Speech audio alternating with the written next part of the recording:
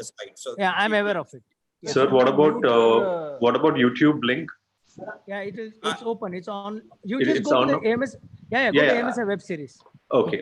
Don't go I'm now. on it. Just remember to send me the Mentimeter slide with the Yeah, it will. questions. Shivali ma'am will open it right now. I'll send you, Anjan. Okay. Okay, guys. Praveen, open Shivali ma'am's screen sharing. Just put it up on the group. Good evening, everybody. Good evening, everybody. We are starting with the MSI Series 9. We start with the Mentimeter. Request all the members to kindly open the Mentimeter app or go visit to mentimeet.com. We request all the logins kindly mute your audio and mute your video. All participants, please mute your video and audio. The code for today is 297731. I repeat, the Mentimeter code for today is 297731. The Mentimeter code for today is 297731. We request all participants kindly mute your audio and video, please. So the Mentimeter code for today is 297731. The Mentimeter questions will start now. Shivali ma'am, please take over.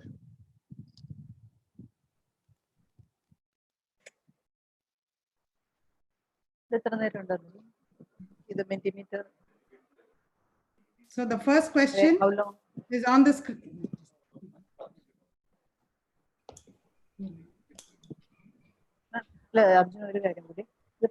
Screen share just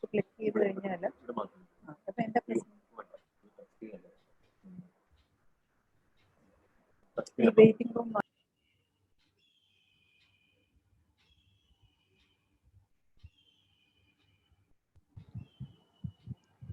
Shivali madam, please start.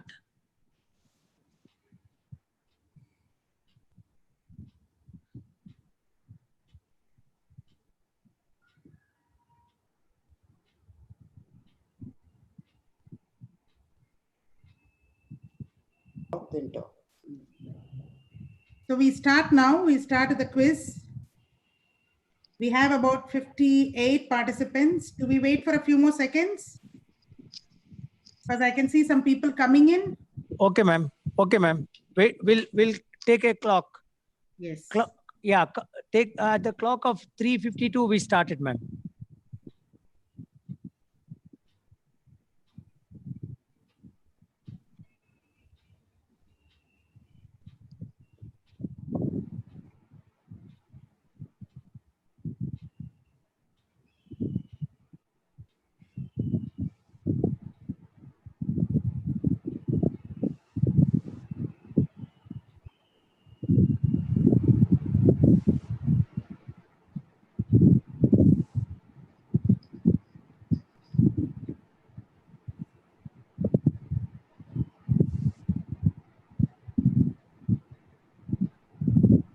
Okay, ma'am. Please start, ma'am.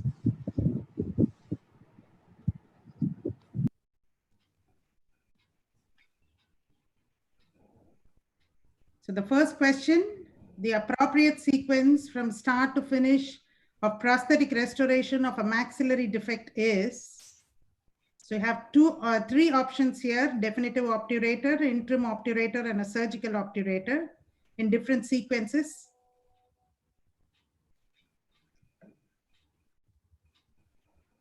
And the right answer, 46 of them have got it right. It was surgical obturator, interim obturator, and then definitive obturator. That's the right chronology.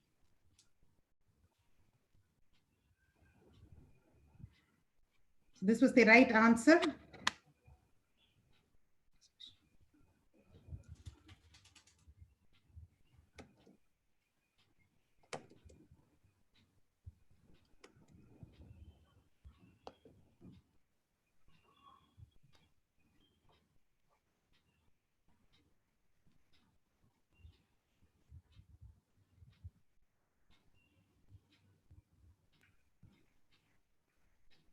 Which of the following is not a principle for facial reanimation of the upper face?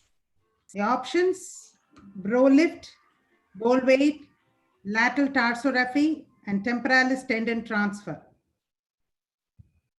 So the question is reanimation of the upper face.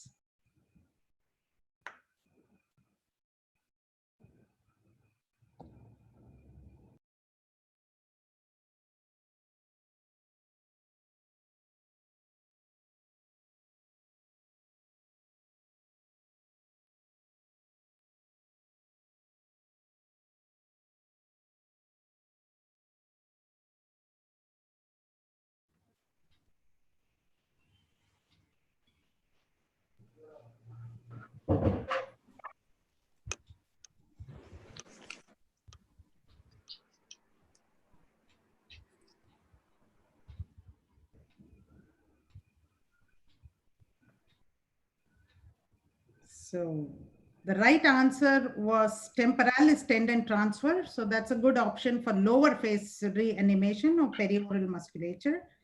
22 of them have got it right.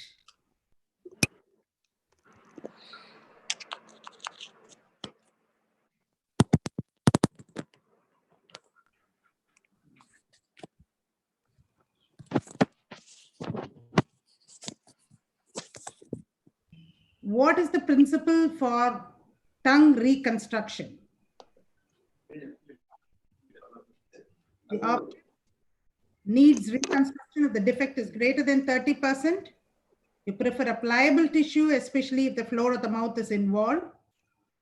Ideally should permit function of speech and swallowing, and all of the above.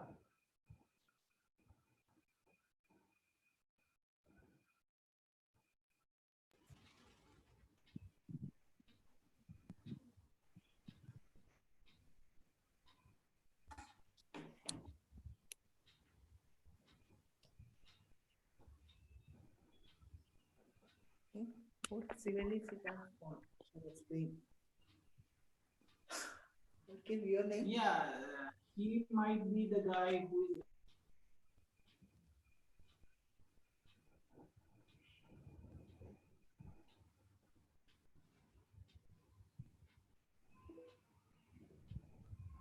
Oh, good. 82 of you have got it right. So that's very well done. So it's all of the above when you're looking at quality of life and also function.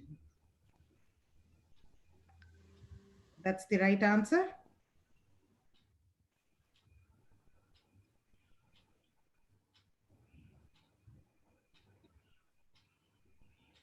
Okay, the next question is, what is the best reconstructive option for a large, that's greater than 10 centimeters scalp defect?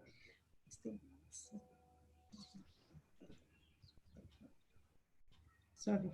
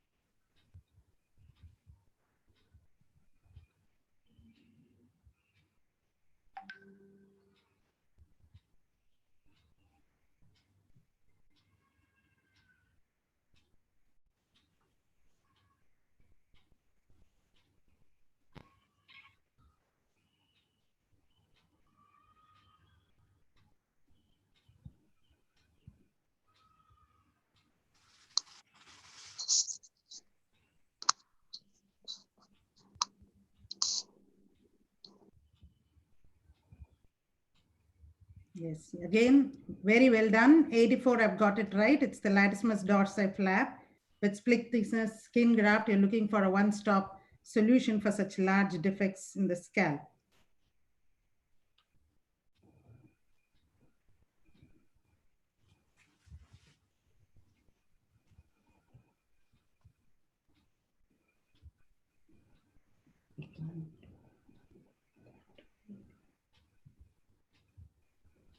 So what is the blood supply of the temporoparietal facial flap? The options: internal maxillary, the deep temporal artery, superficial temporal, and posterior auricular artery.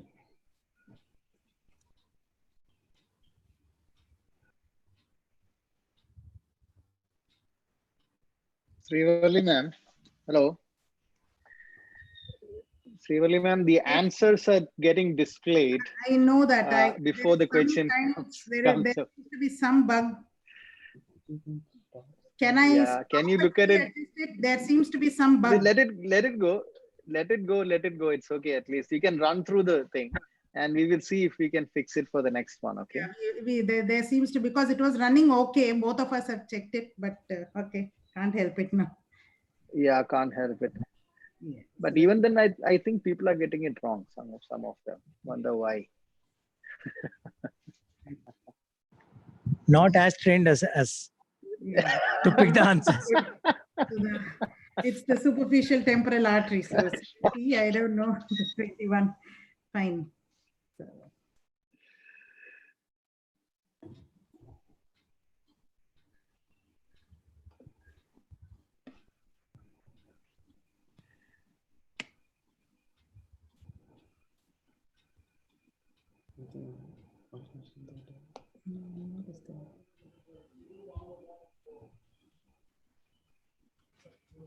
So the last question, which of the following vessels is generally not used for microvascular anastomosis in the head and neck? Superior thyroid, facial, transverse cervical, and the occipital. The question is, which is not used for microvascular anastomosis?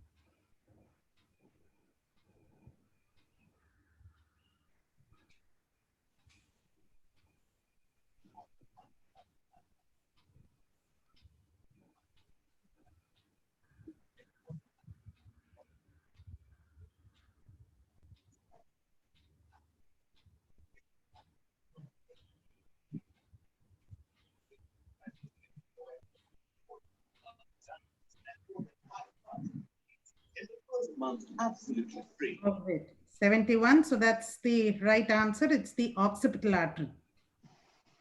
Okay, so over to the co-host. So that is the end of the pre-test. Thank you, madam. Yeah.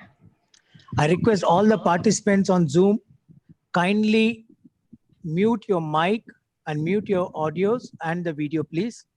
All the participants on YouTube, kindly mute your video and audio, please. Praveen, let Amit in. Let him share his screen, please. Since we started this webinar, we tried improvising every time, and we tried bringing something special in. Welcome you all for the 9th series of AOMSI webinar. In this webinar series, we thought we'll bring introduction to our editor and our journal. We have our editor. Amit, can you stop sharing the screen so that Rishi and Iti can come in and say hi? We also have the editor-in-chief for our journal from Springer with us. Iti is here. Iti, please on your video and audio, and could you please say hi to all our participants? Hello, everyone. This is Iti. Thank you, Iti. Rishi, are you there? Yeah, Preetham. Hello, everyone. Yeah, Rishi and Iti are helping us to take our journal across the globe and getting some of the best of the articles, sharing the knowledge across. Amit, can you share the slide, please, now? Our journal has been growing and we have been partnered with the Springer for last more than 12 years. we'd like to acknowledge our past editors at this moment, Dr. Sanjeev Nair, Dr. Krishnamurthy, and now it's Dr. Rishi Bali, who built this journal over the years to take it to a stage where we are now, also with the help of Springer, this journal has reached across the world. With me, we have our editor-elect, Amit, will take over and give the further introduction for the day. Amit, please take over. Yeah. Thank you, Pritam. Can you hear me? Hello? Yes, Amit, we can hear you. Yeah, so not a very brief introduction about Dr. Rishi Bali. He's a great maxillofacial surgeon, and he is a wonderful editor. And it's been my privilege that I am working under his guidance as editor-elect. In this difficult time of COVID-19 pandemic, he has put his thoughts as a editorial in our journal, and he'll be briefing us about this. Dr. Rishi Bali. Thank you, Amit, for your very kind words, and thanks, Pritam, for the introduction. We at the Journal of Maxillofacial and Oral Surgery thought that we should also contribute to the efforts made by the association in terms of safeguarding the specialty and the profession.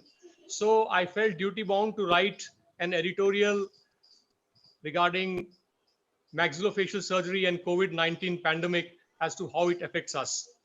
With the help of our publishing partners, despite the lockdown, we were able to expedite the publication of the article, which is now available online, and it can be accessed not only at the AOMSI website by logging in, it is also available on the Facebook page of the JOMS. It is also available on Twitter, and our publisher, that is Springer Nature, has made the article available also through a link, which is an extended PDF link, and has got many new functions which can take people directly to other articles relating to COVID and maxillofacial specialty, and all the members can access those articles to gain immediate updating of their knowledge regarding the specialty. The article primarily focuses on aspects of the personal protective equipment, triaging, telemedicine, and how to go about our surgeries, how to select emergent and elective procedures so that we are not at occupational risk of acquiring the coronavirus from our patients, but at the same time, we continue to deal with our patients in a holistic manner. So we at the journal have tried a bit, and as far as the article is concerned, it was expedited by the team of Springer despite the lockdown, as I have said, and I'm very thankful to the Springer Nature team for doing this. Apart from this, I have a request to all the members of the association, the PG trainees and the students, that please submit your articles to the Journal of Maxillofacial and Oral Surgery during this time of COVID. Especially, I exhort the young members of the association to start research, to start thinking of new technical innovations which can be brought into the journal as technical notes, so that our specialty can be helped in every which manner to deal with this COVID scenario, and how we are going to take the maxillofacial specialty forward through this crisis, and we'll come out victorious out of it. So if the members can submit their COVID papers relating to maxillofacial surgery, start some new technical notes, we are ready to provide express viewing services of those articles, and we assure you of quick publication in the journal. If these same articles are submitted to the other international journals in British Journal or the other journals which are high quality journals, it would be difficult for our members sometimes to access those journals because they might not have access to it. But since all the members have access to the Indian journal, I request that in times of such crisis where our country might be running short of certain measures like PPEs and other things, and we might not be as equipped in terms of negative air pressure operating rooms and high quality things, if we publish these articles in our journal, technical innovations and things related to COVID and how a maxillofacial surgeon can protect himself and still perform his duties, I would be very grateful on behalf of the editorial board. Just to thank Springer Nature. They have done a tremendous job. Despite the lockdown, the journal continues to run as a well-oiled machinery, and the publishing editor of Springer Nature, which is our publishing partner, Miss Eti Dinesh, we have the privilege of having her here with us. I would like her to address the members with her kind words and let us know how the things are progressing on the journal's front. Thank you very much. Over to Eti. Amit. Hello, Amit. Thank you, Dr. Rishi. Iti, are you here? Yeah, I'm here. Yeah, just one quick Hi. line, please, to all our viewers. Yeah, One quick absolutely. It's always a pleasure to help our researchers and clinicians to take their research to the world over. That is Springer Nature's commitment to the scientific community. And I'd like to just point out one more thing very quickly here, that all articles published on COVID have been made open access for the duration of the pandemic. So I would encourage all of you all to publish, to submit good quality articles to the journal. And I personally assure you that it will reach out to the global scientific community as an open access publication. Thank you so much. Thank you so much, Rishi, and thank you so much, Iti, for joining us. Over to Preetam. Yeah. Thank you. Thank you. Praveen, are you ready? So we'll start the webinar series number 9 now.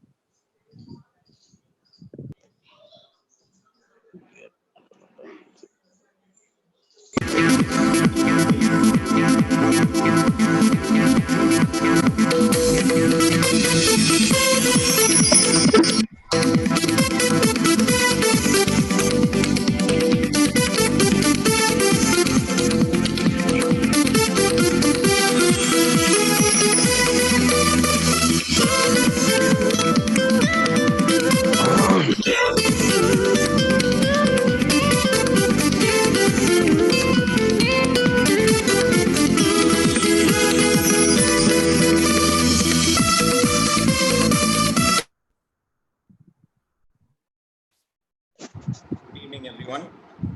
Welcome to the next edition of the AOMSI web series 9, which is going to address at reconstruction of maxilla and mandible. We have a fantastic panel here. Chief among them being Dr. Iyer, and he'll be supported by our own member, Dr. Pramod Subash, as well as Dr. Manju, to give a comprehensive view of the reconstruction. To help us with this webinar, we have 4 co-hosts. The YouTube co-hosts are Dr. Rahul Jain and Dr. Arjun Krishnadas. Arjun, do you want to say hi? Hello. Hi, everyone. Hi, Rahul. Rahul, say hi. Yeah. And then we have 2 co-hosts for the Zoom platform. Dr. Ketan Shah joining us from Swansea, UK. Ketan, do you want to say hi? Hi, everybody from Wales here. And Anjan Shah, who is coordinating from Bangalore. Yeah, Anjan, hi, everyone. Hi? Yeah. Or to Preetam to introduce the speaker. Yes, sir. Thank you, Kannan. We have 3 speakers for the day today, and I don't think Pramod Subash needs any introduction. He's the one. Pramod, do you want to say hi as a speaker? Yeah, hi everybody. Yeah, you know, all this makeup is for to introduce Pramod actually. No, that's Thanks, Pramod. Thanks, Pramod, for putting up this wonderful web series. Then the main speaker for the day is Iyer sir. I've been asked. We always practically follow Iyer sir. We followed that. We introduce the speaker not through their biodata, but introduce from our heart. To introduce Iyer sir. As many times I met Iyer sir, in one word, if I have to say, he's the most simplest surgeon I've ever met for the heights he's reached. He's the first surgeon who's reconstructed a hand, not only across Asia, across the Africa and the Asian continent. That's Iyer sir. Iyer sir, the second most important thing what we want to introduce Iyer sir is, we all talk about teamwork. Iyer sir is one of the main person to bridge between maxillofacial and plastic surgeons. He has brought in that bridge. He has involved all of us, and he's given us a platform to work together. Thank you, sir. Thank you for building this team and including us in the team. Thank you very much. Thank you, sir. Thank you for accepting our invitation. Yeah. Over to you, Pramod. Yeah, thanks, Preetham. Thanks, Preetham. I just want to remind everybody that when you join, you will be, if you make any noise, you will be seen on the screen, okay? You will come on the main screen.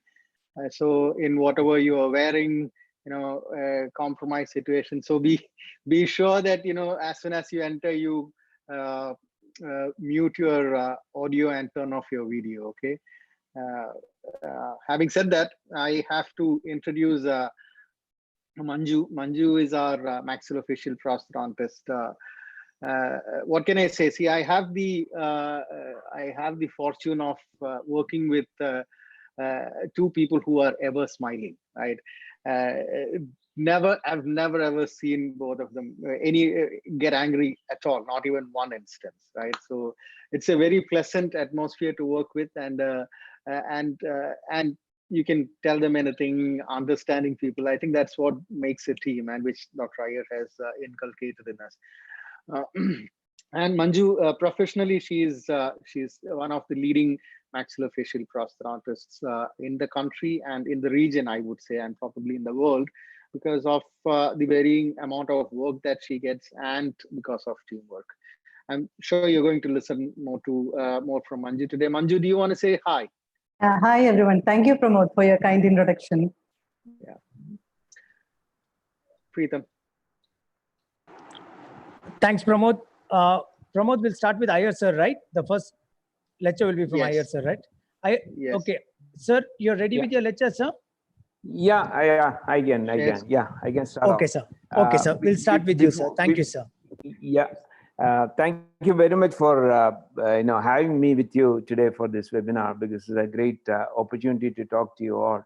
And then again, as a team, it is good to present a comprehensive sort of picture of maxilla and mandible reconstruction. As you all know, see, to maxilla mandible reconstruction is a huge topic, and it is extremely difficult to cover entirely everything within this webinar. So what we planned was to make it a bit more slightly different. That I am going to share my screen. Sorry, go back. Let me go back. I'm going to share my screen, and then now what we are going to do together is, see, these are the things which are going to cover in this whatever time we have. Initially, I will talk to you about the general sort of things about mandible reconstruction. I'm not going to go into detail about flaps. I am not going to detail how you're going to fix it, or all those things. But basically, it will be a general overview of certain pertinent clinical points about mandible reconstruction. Then we can have some time for questions on that. Then I'll go to again a general sort of outlook on what about maxillary reconstruction, especially the reconstructive requirements and methods which are common flaps which are used. And again, we can have a break for small discussion on this part. After that, it will be a team effort between me and Pramod. I'm going to talk to you, bring to you certain factors which you have to consider while you place the bone and the soft tissue in maxilla reconstruction. And Pramod will take you through the way we plan and what can be used to plan a maxillary reconstruction properly. And finally, then we'll have a discussion on that. And after that, one of the important topics which we wanted to highlight in this webinar was how can you get a sort of excellent sort of result in a benign mandibular defect, because that is where you want a perfect sort of result. So a lot of things have been happening in mandibular reconstruction. So I will just introduce that, and Pramod will take you through the whole gamut of what we can achieve get a best sort of reconstruction in a benign defect. We'll have discussion on that. And finally, Manju will come in and then talk to you about the intricacies of dental rehabilitation and prosthetic rehabilitation in both maxilla and mandible. So this will be the way we are going to go through in this webinar. So let me start off with this one, the first part, which will be the mandible discussion on general factors about mandible. Now, the question is, which are the defects which will need a bony reconstruction and which will you not have a bony reconstruction? This is a basic question. And I would like to simplify it for you for a thought process to occur when you see any patient, and then to decide about your method of reconstruction. We are looking at the question is whether we should do a bony reconstruction, and if so, what is the method you should use? That's a simple thing. So I would divide the defects into benign defects, defects caused by resection of benign tumors, and then the other hand is the malignant tumors. Now, when it is benign, I would suggest that at present you should reconstruct all the benign defects. There's no reason why you shouldn't reconstruct a benign defect which is caused by a resection of a benign tumor. How do you reconstruct is different, but on principle, all the defects, when you resect a ameloblastoma or anything should be reconstructed. Now, when it comes to malignancy, there's a lot of difference in your approach because you know that all the defects need not be reconstructed and all the defects cannot be reconstructed. So out of which I would just put your thought process in a simple way. If it is an anterior defect, central defect, you need a reconstruction. There is definitely you need a reconstruction. In a lateral defect in an elderly edentulous patient, it is pointless to put a fibula or somewhere in the lateral mandible. So they just need a soft tissue sort of type of reconstruction, which you can choose any of the soft tissue flaps, usually pedicle flaps like a pectoralis major. The gray area is this dentate segment, dentate young people, where you have a choice of, because of being lateral defect, everybody will say that you don't need to reconstruct. Whereas I will just show you a picture. See, again, as I told you, central symphyseal defect always reconstruct, because otherwise it leads to a huge functional aesthetic problem with the antegum deformity. Their swallowing is affected, their speech is affected, they don't look good. So always reconstruct. Whereas in lateral defect, as I told you, elderly edentate, this lady putting a mandible here doesn't make any difference. This is a young lady. That central middle picture is a young lady, youngish lady, and you can see the extreme right picture is the lady who had a lateral mandibular defect, who had a fibula put in. So the difference is, stark difference is there between these two pictures. So in a young, and then what happens if you don't reconstruct in a dentate patient? Obviously it drifts and they cannot chew. So in a young patient, I would suggest that we always try to reconstruct the mandible in a lateral defect. Now, coming to the disease and patient factors which will make your influence your decision making regarding whether you are going to reconstruct the mandible or not. This is very, very important in cases of malignancy. In benign, there is not much of other factors other than if it is a very elderly patient, a lot of comorbidities, you might not decide to put a bone. But in malignancy, there are a lot of other factors which can influence your decision making, which will include, look, the presence of radiation therapy is an integral part of treatment in case of alveolar carcinoma. So You can see a patient who had a bone graft put in a central mandibular defect, lateral, maybe central mandibular defect, and given radiation. Obviously, it won't work. If you put a plate, simple plate, and then you radiate, definitely it is not going to work very well. So what I was going to emphasize here is that in malignancy, there is always the role for radiation to play in the treatment. So with that in mind, you have to choose the reconstructive method. So that is the single most thing which will make you choose the method of reconstruction in a case with a alveolar or mandibular carcinoma. Radiation plays a role in this also. This is an osteoradionecrosis where you can see the entire mandible is destroyed. So you will have to resect it and then you have to reconstruct it. But again, the problem is that the radiation with the infection creates havoc in the tissue, and so your reconstruction is not going to be straightforward. If the patient has undergone surgery and plus minus radiation, doesn't matter. But you can see this guy who had a pectoralis major put, neck dissection done.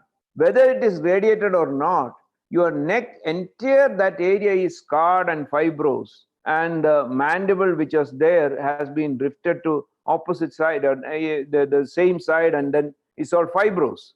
So in these cases, you have to make a really good sort of, you should have a real good judgment to decide whether you are going to do a bony reconstruction or not.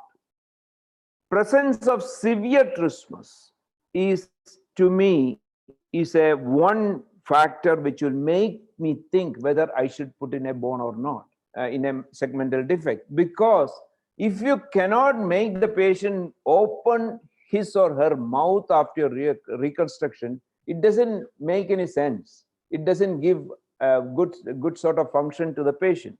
So in those cases, I would say, my personal philosophy would be that I would be really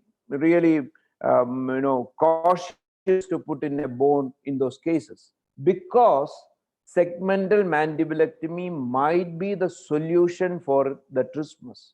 Trismus which is due to any of these factors, the muscle involvement or fibrosis or anything. So you have to be very cautious when you are doing a mandibular reconstruction in a patient with a trismus. Lastly, one of the factors which you have to take care is the significant presence of significant comorbidity, old age, bad atherosclerotic vessels, and like this picture below, very bad aggressive disease. All these are factors which will make you think whether you should reconstruct the mandible or you will just do a soft tissue reconstruction and get away with that. In the lady above, you might be doing only a pectoralis major flap, which is a lateral defect, or you might not do anything. So these are the factors which will make you think whether you should put in a bone for mandibular reconstruction in case of malignancy. Now let us look at the last part, relative merits of methods used. So this slide will tell you most of the things which have been used or which can be used for mandibular reconstruction. Alloplastic implants can be plate, which can be normal, Stryker or Orthomax or whatever is that. And now you have custom-made plates and implants with Pramod will take you through later on in his talk. There are a lot of people who have been using, I have been also been associated with some people who use mesh and cancellous chips. It works well. If you do 100, you might get a very good mandible in about 30 or 40. Some of them might not work. Sliding of remaining mandible, distraction, all are more theoretical. I would say, I wouldn't say that it can be put into very regular sort of practice. The other two, non-vascular bone and vascularized bone, are the main things which you have to consider. Alloplastic implants have their own place in lot of areas. I would say that a plate can be used if you have a central mandibular defect and then you don't have a microvascular sort of surgical facility. What will you do? I would suggest that there are people who ask me at that time over the phone.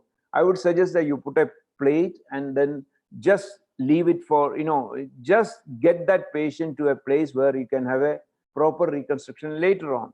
Not very late. So it has got its own place. As I told you, custom-made plates as well as the mesh and chips have some sort of place. Whereas I would limit my discussion to these two things now. That is use of the non-vascularized bone, which is mainly rib and iliac crest, as well as the vascularized bone. Now, vascularized bone, you all know there are 4 things to use, out of which fibula is the commonest one, which everybody uses. And DCIA, scapula are favorites of certain people, certain centers. Whoever does a scapula vouchers for that. Whoever does a DCIA vouchers for that. Radial forearm is something which osteocutaneous flaps are very seldom used. It can be used in very, very sort of limited sort of indications. But I would say fibula is the favorite of most of the surgeons.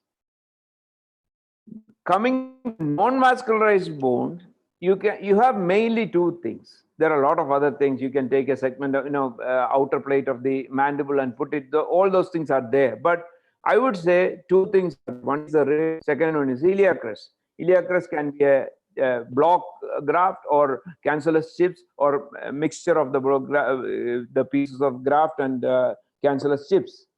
It is not to be condemned at this era of vascularized bone because it has got its own merits and then it has got its own place in reconstructive armamentarium, especially if you choose your cases rightly.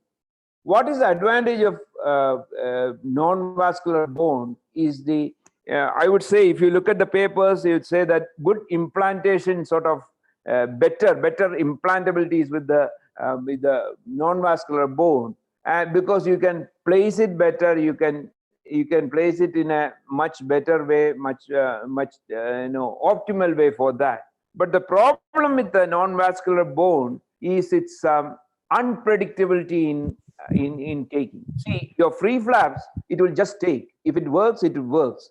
Whereas the free bone graft is not that sure that it will work in all the cases you do. Lot of factors influence the take non-vascular bone in a segmental defect. I'm not talking about only bone grafting or augmenting or anything. It's mainly in the segment defects. Graft size, site of defect, presence, and if it gets infected is a problem. Lack of soft tissue and radiation therapy. These are the main factors you have to consider when you are using a non-vascular bone. Graft size and site of defect. Graft size is a good paper by Pogrel. It came in 2007, which analyzes all these things and finally suggests that critical length is around 6 centimeters.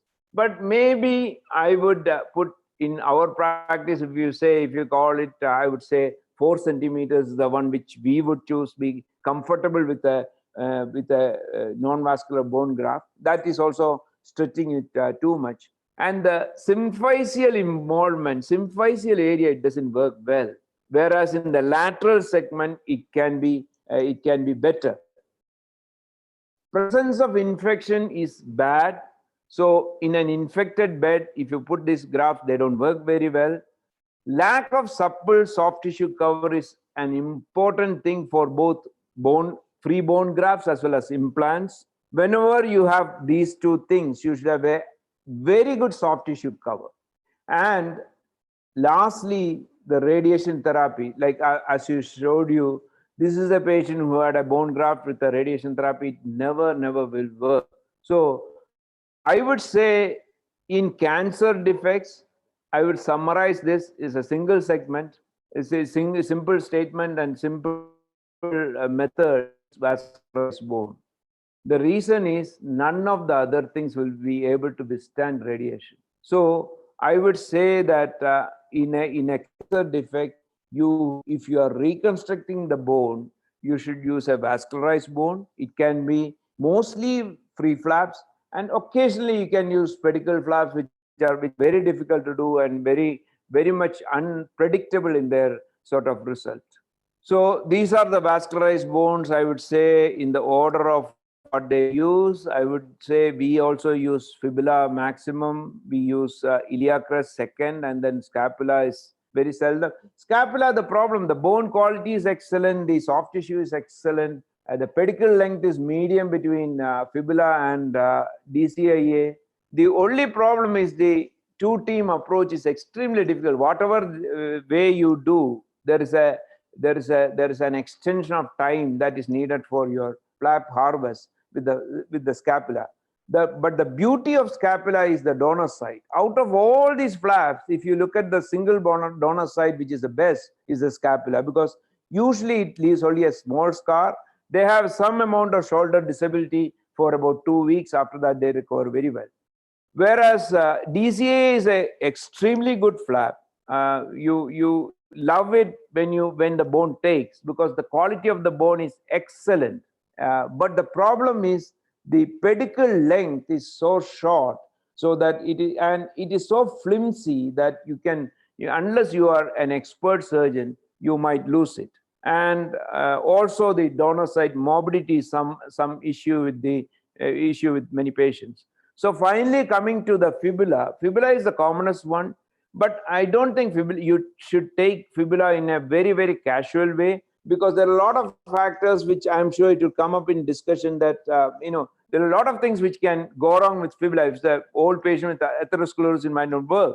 Secondly, there is a donor side deficit with the fibula. Your FHL doesn't work properly, so your big toe is having always a problem. So when you look at the patient's fibulas have a problem. So, but still it is expendable. Two-team approach is brilliant, and the expertise available for fibula is so good, because the training for fibula is easier, and then a lot of people can be involved in harvesting the flap and putting it there. So I would stop here and then take. I can say that we can take some questions on this general aspect.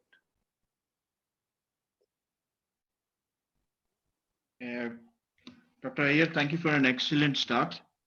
Can I start off with the first question by asking, in cancer patients, would you prefer reconstruction before or after radiotherapy? Was one of the questions.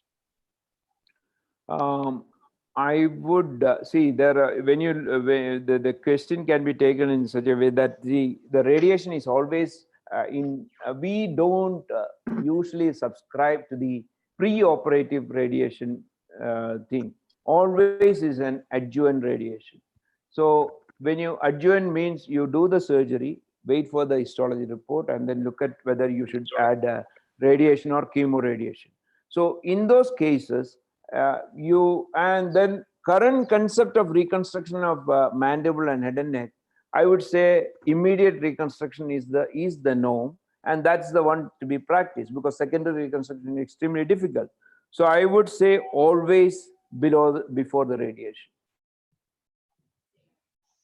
Thank you so much. Anjan, do you want to take the next? I think there were a few questions from the audience as well. This is mainly regarding the fibula. I think one was, can you harvest a fibula from someone who has a polio-affected leg? I think the other one was, what would be the youngest patient you would harvest a fibula from? The first question, polio-affected leg. See, we had cases where we had a patient with a polio-affected leg, and then to take the fibula from the opposite normal leg is a bit cruel, I would say, because we don't want to make them handicapped because of that. So you don't feel like doing that. The problem with the polio-affected leg is you don't know the vascularity, and you don't know because the muscle would have been shrunken. The underlying vascularity might be suspect, and then your bone stock might be low because it's disuse, atrophy. Everything is smaller and disuse. So I would be very, very cautious in taking that bone from that leg. And then in the case which we went for a DCIA only because of that reason, and we took a iliac crest. Second question is regarding Anjan. Can you Repeat The that youngest question. patient that you have done a fibula Ah, for. youngest patient. Youngest patient, I think our youngest patient was about 9 months or I think 10 or 11 months. Yeah, one of the youngest patients. So it is not a problem. I don't think it will be a problem. The middle part will be ossified. You will get bone, and then it works. It works well. So I think 1 year and all you can do that. We have at least our pediatric cases at least 4 or 5, I think, if I remember correctly. They're all very, very, very young patients. Yeah, because I think you're not interfering with the epiphyseal plates, so it shouldn't affect No, growth. you shouldn't go to that area at all. Yeah. Ketan, you want another question? So, sir, one other question that was asked was, does type of plate that we use affect the radiotherapy, and what is the incidence of exposure of plates in patients who had radiotherapy after?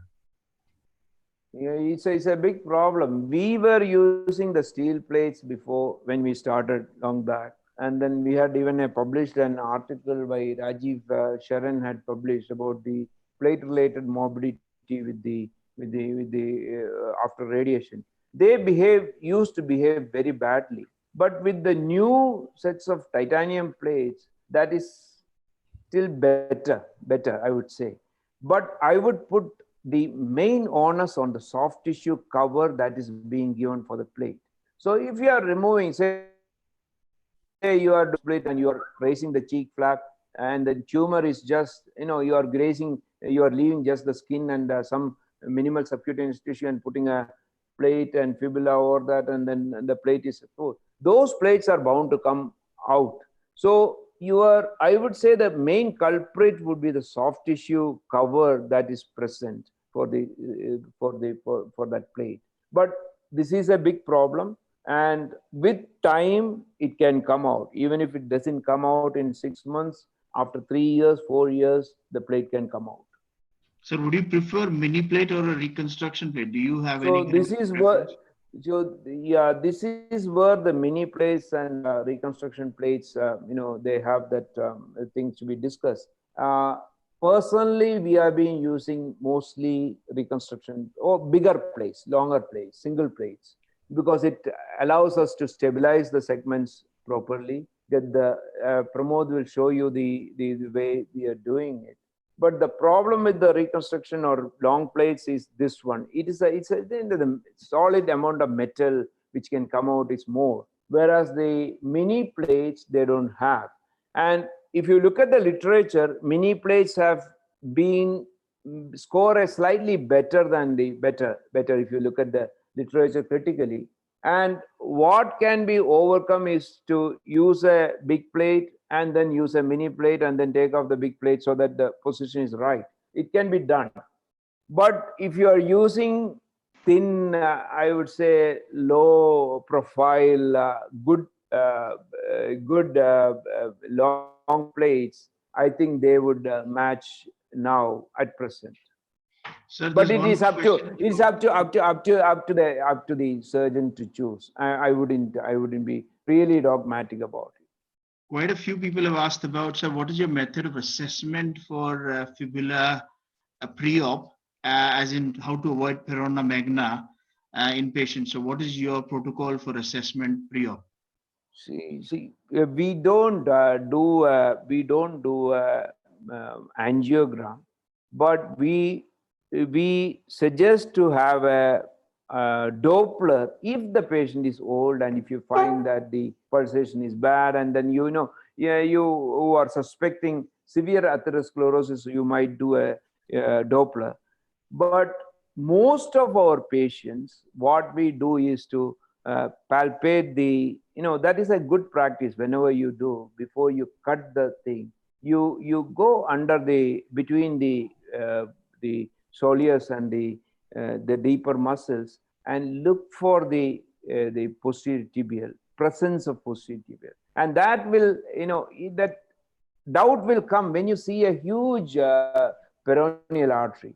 Then you think that there is something wrong, and then in those cases, take down the tourniquet, put a clamp on this peroneal vessels, look for the saturation, and then In that way, if your clinical judgment, you use the clinical judgments only. I would, all our trainees and everybody would, we were initially suggesting that you should put your fingers and look for the posterior tibial before you clamp the peroneal. This is the thing which will save you rather than other things. Okay, Iyer sir, initially you talked about the need for reconstruction. One of the challenges that many of us have is the anterior defect in a malignancy. If you have a patient who is not fit for a free flap, either cardiac reasons or they have peripheral vascular disease, what would be your choice? Is there any choice, any pedicle flap that can be used with bone, or would it just be a reconstruction plate with soft tissue cover? Yeah, it's a very good question, because there are a lot of situations where I told you, some people, in a benign case, my attitude will be totally different. In a benign case, if you don't have a free flap, you put a plate, buy time and send it somewhere, you can have a bone flap. You can do it in 6 months. If you maintain the arch and maintain the mandibular continuity relationship, there's absolutely no problem. There's no hurry. You can send it to some center where it can be done. I think everybody should understand that for a benign lesion, you should do it like that. There's no doubt about it. Whereas in malignancy, this is different. Where if you don't have a free flap, there are two choices. Obviously, two choices. One is a pedicled bone flap, which is you can use pectoralis major with the rib, pectoralis major with the sternum, and then you can have a clavicle with the sternomastoid. You can have the trapezius with the scapula. All those things.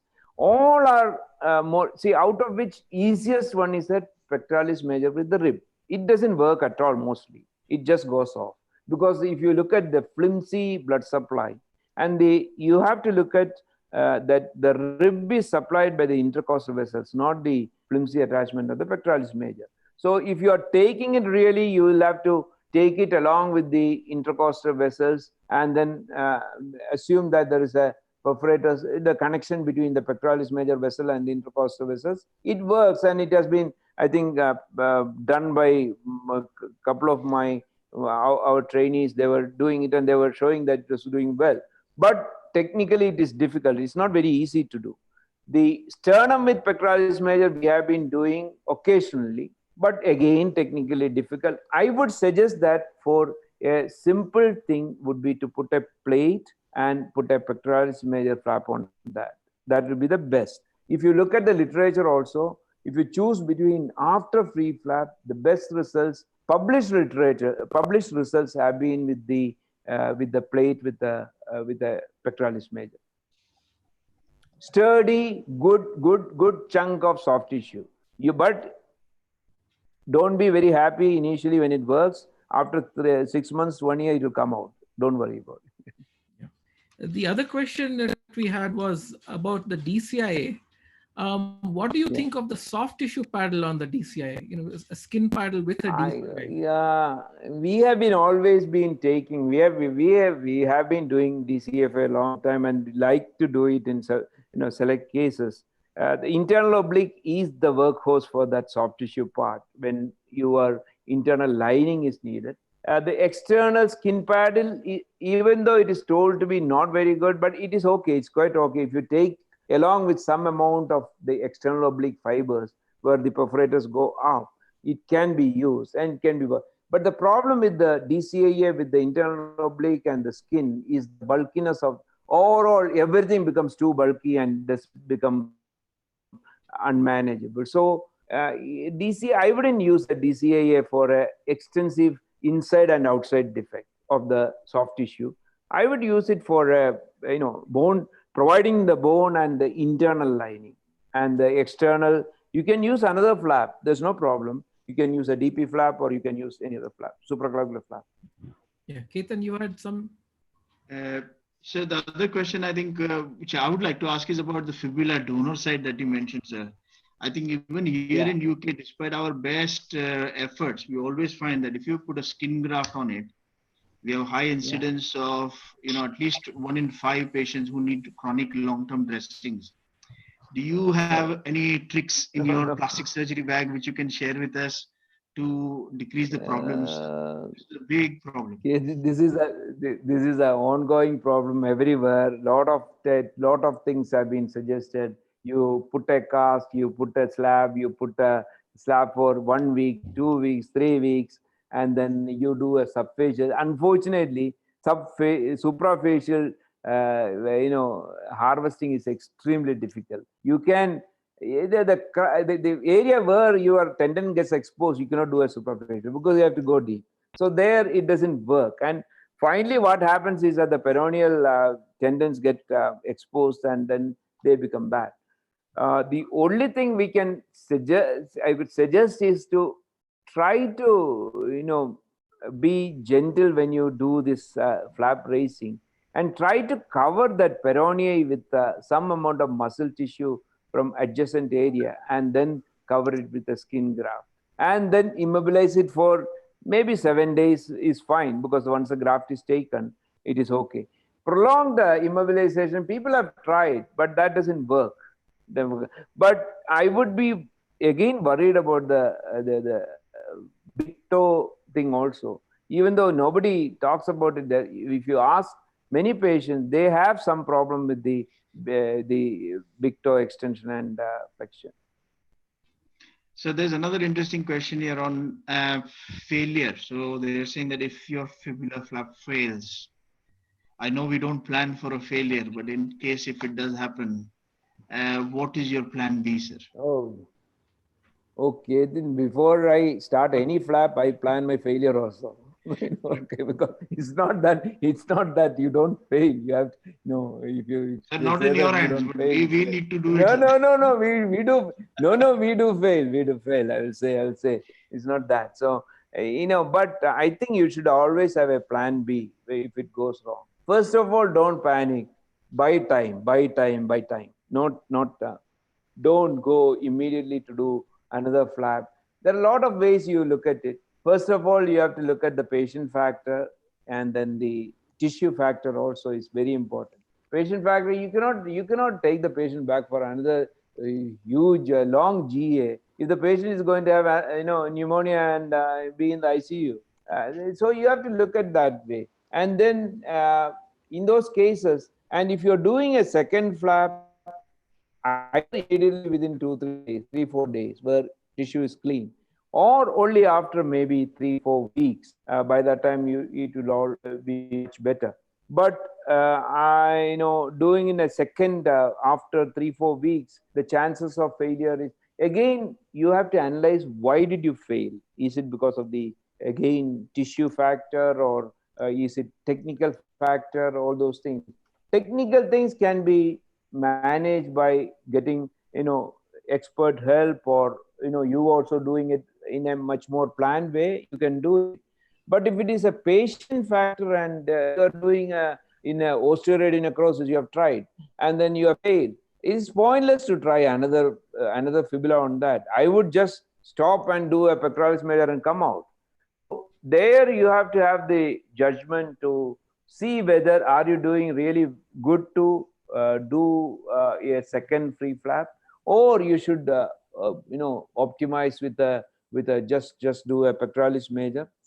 This is very difficult situation at that time, because you have to take all these things into consideration. But I think with maturity you will come to know that these patients you can take one more chance in doing another flap. But whenever, I would say that whenever you do a second free flap, choose a safer flap. Like if you not fibula, I mean in any other situation, you had a choice of doing a radial forearm flap, you do that, because that is much more safer.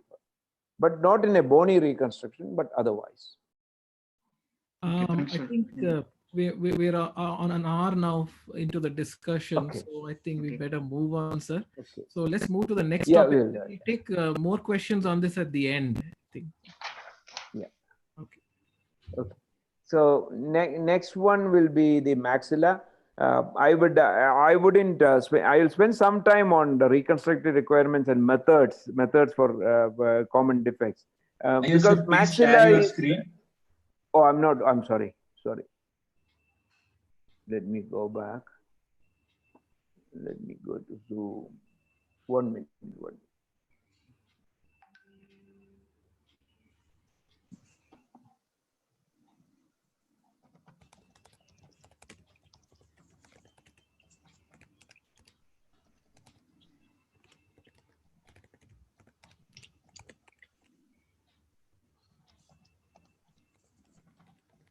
It's come, no?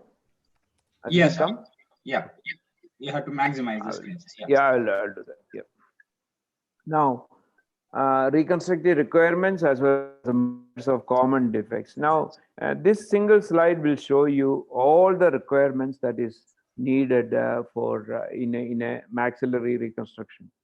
First of all, the most important thing is the oronasal and or oroantral separation, because see, that is going to give the patient the greatest benefit, because you can avoid a big obturator to allow normal swallowing and speech. So that is your primary objective. Second biggest objective is in a case where there is a class 3 defect, orbit needs support. That is the second most important thing, because otherwise there can be enophthalmos or diplopia. Third one would be in your cases where you have a orbital sort of defect, fully orbital accentration. I'll come to those defects. So there, to provide orbital cover, that is another requirement that is needed at that time of from the reconstructive surgeon. Fourthly, dental rehabilitation. I would say dental rehabilitation, not dental implant-based rehabilitation. It can obturator, it can be denture also. So it's not that it should be always implant-based. Lastly, aesthetic restoration. Mostly all these go hand in hand, except for that orbital support and the orbital cover, which you need, you might not need in all the cases. Whereas primarily you will need oronasal and oroantral separation, as well as provision for dental rehabilitation, and this will in effect give you some amount of aesthetic correction also. So these 5 are the motives for your reconstruction in maxilla. And what are the methods available? These are the most of the things. I might be missing some of them. Obturator, locoregional flaps, palatal flaps, temporalis flap, buccal pad, nasolabial, coronoid temporalis, reverse submental, free flaps like soft tissue flaps like ALT, radial forearm. Bone flaps can be anything, fibula, DCAA, scapula. Sorry, I didn't mention scapula here. Osteocutaneous radial forearm and iliac crest. So all this can be the methods. Now, Brown's classification is the best for these, because that's the more, I would say Cordero's classification is also equally good, because that depends upon the way you look at it. But we are all used to Brown's classification now. When you say class 1, class 2, class 3, class 4, all of you will equate with that much better than the other classification. So that might be the measure of the success of a classification system. So maybe we have been following that for a long time. So I would base my talk, the defects, on Brown's classification of the defects. Now, I'm not going into all the things, but these are the 4 usual scenarios when you need a reconstruction. I'm not palate defects, which can be either cleft palate type of large cleft palates, which are, or a large fistula which fails to heal. I'm talking about mostly cancer-related defects, where it is a maxillectomy needing orbital support, maxillectomy needing orbital cover, or a bilateral maxillectomy. Let us look at each. Now, if you're looking at a maxillectomy alone, your requirement would be to have a oronasal separation or oroantral separation. There, anything could work. Radial forearm flap. It can be fibula. You can put a bone for the alveolus, and the skin paddle can cover the defect. It can be a DCIA flap where the iliac crest, the bone forms the alveolus and the muscle internal oblique forms the cover. It can be temporalis flap. So these are the 4 common ones which can use. Temporalis is also used by a lot of people for giving cover because it just gives a beautiful cover for the obturates the defect. And naturally, I have not included obturators. Now, second one, maxillectomy needing orbital support. Here, the requirement is mainly the orbital support as well as the palatal support, palatal cover. There are you can use a titanium mesh. That is the easiest one for orbital support. But the problem is that the mesh, you need to cover it with adequate soft tissue. Fibula can be used for these cases where I will come to that later on. See, this is the orbital support, this is the alveolus, and this is another patient with a orbit being covered with the fibula, and then this part, skin pad, will go for the palate. And this is another patient, you get the alveolus and the orbit covered with that. This was one flap which we designed and then we published, is a tensor facial iliac crest flap, where this is a beautiful bone of the iliac crest and the tensor, the tensor with the external skin. This is the external skin and the muscle goes for the palate. So that also can be used.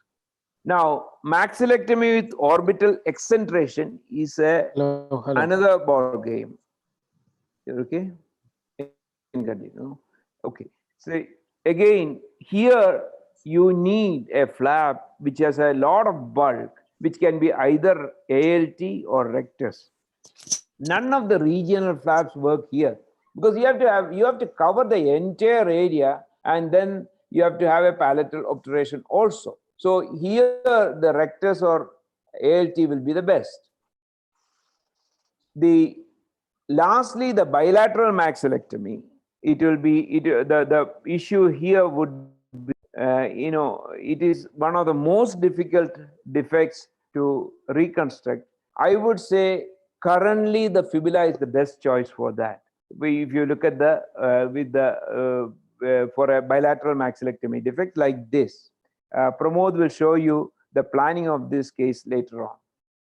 Now, lastly, this is a big debate because Manju is here, and then for them, for a prosthodontist, maxillary rehabilitation with a prosthesis was the norm. What that would have been, any maxillofacial prosthodontist would have loved to correct the maxillary defect with an obturator. So what is the role of obturator versus reconstruction now? I would say for our practice, these will be the guiding things. One is a very small defect. For this, if you want to have an obturator coming from here up to this, it will be extremely difficult for the patient to live the whole life taking out the obturator out for a small defect. A small flap, you can have a palatal rotation flap, FAM flap, or even a radial forearm flap. If it is a scarred bed, you could have used to do that. And if it is a very large defect, like this doesn't work very well with the obturator, even though people can do it. So in a very large defect, maybe a simple flap like a rectus covering this and then covering the palate would have been far better, and then give a spectacle prosthesis. That would be far better than this.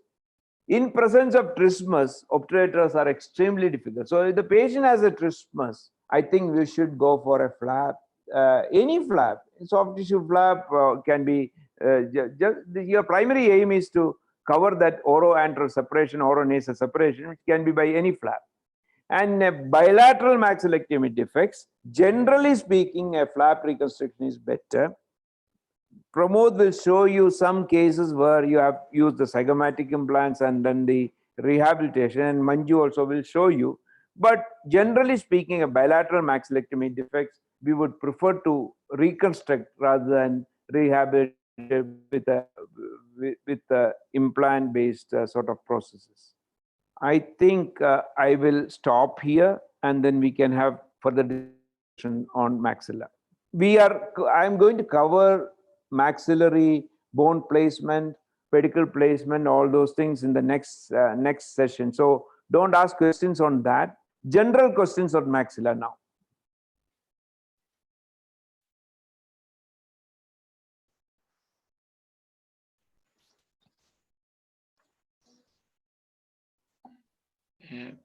Sir, I'll start with some questions while we wait for our panels, others to write some. Sir, in terms of implant placing and all, is that something you'd like to take now, or shall we wait until Manju is later. Implant placement later. Okay, fine. If I could just ask a question, Dr. Iyer. Sir, I think, as you mentioned, there are some centers which prefer to use DCIA for reconstructing maxillas, and some which prefer fibulas. I mean, personal experience, I think DCIA has better bone, but fibula has better pedicle length. What is your choice? See, our choice, there are a lot of people who do vouch for scapula also. If you look at the maxillary literature, scapula is being used more than DCA. DCA is mainly UK centers, whereas the scapula is American, Canadian, and Australian, and all those things. They vouch for scapula, whereas fibula is by majority of the people.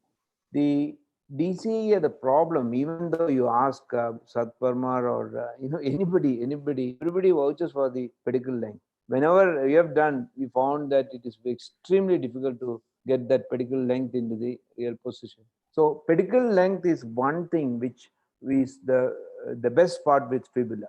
But the problem is the bone quality. It doesn't, if you look at those bone being fabricated to the orbit floor and then maxilla and then the alveolus, fibula doesn't really mold to those defects very well.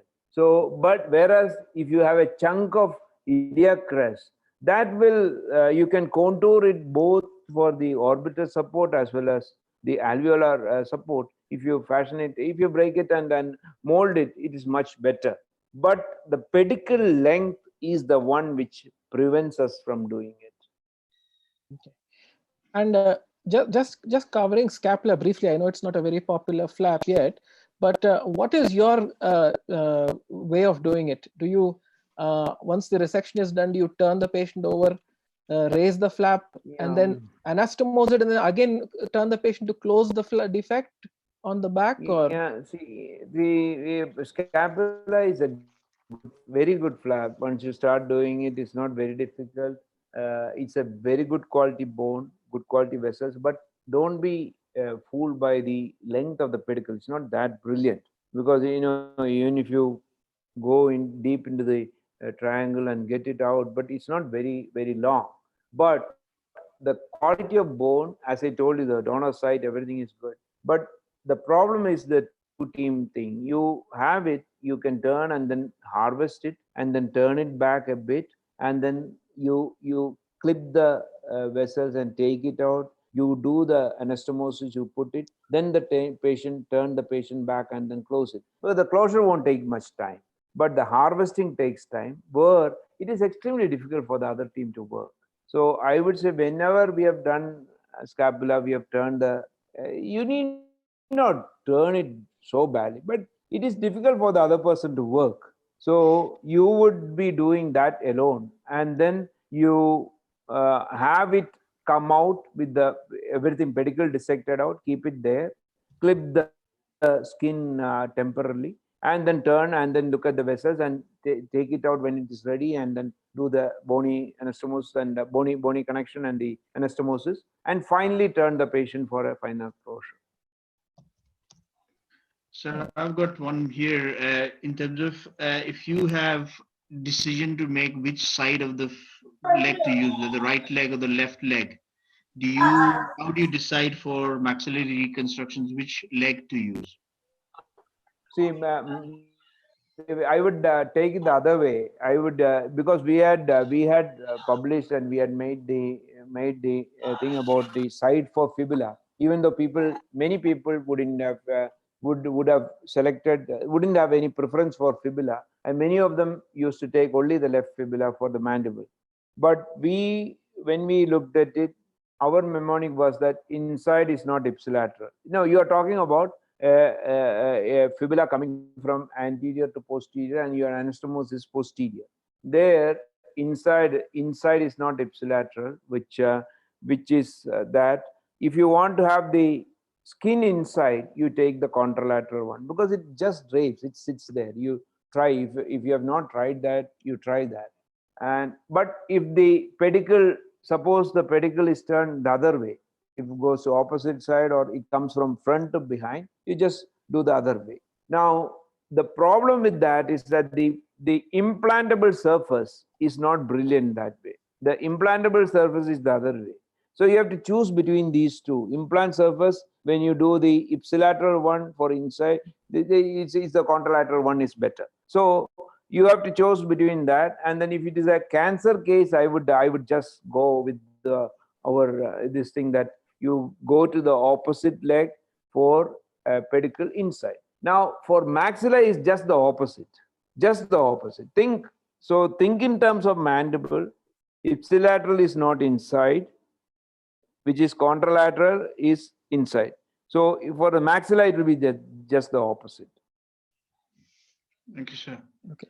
There was one more question is that in case after you've done a free flap for your maxilla and the flap is pulled away, causing a residual oroantral fistula, have you got any tricks, sir, for trying to then fix that problem? Because as you said in your very clear objective, one of the main objective of a flap is to cover the orbit and the antrum and the nose from each other.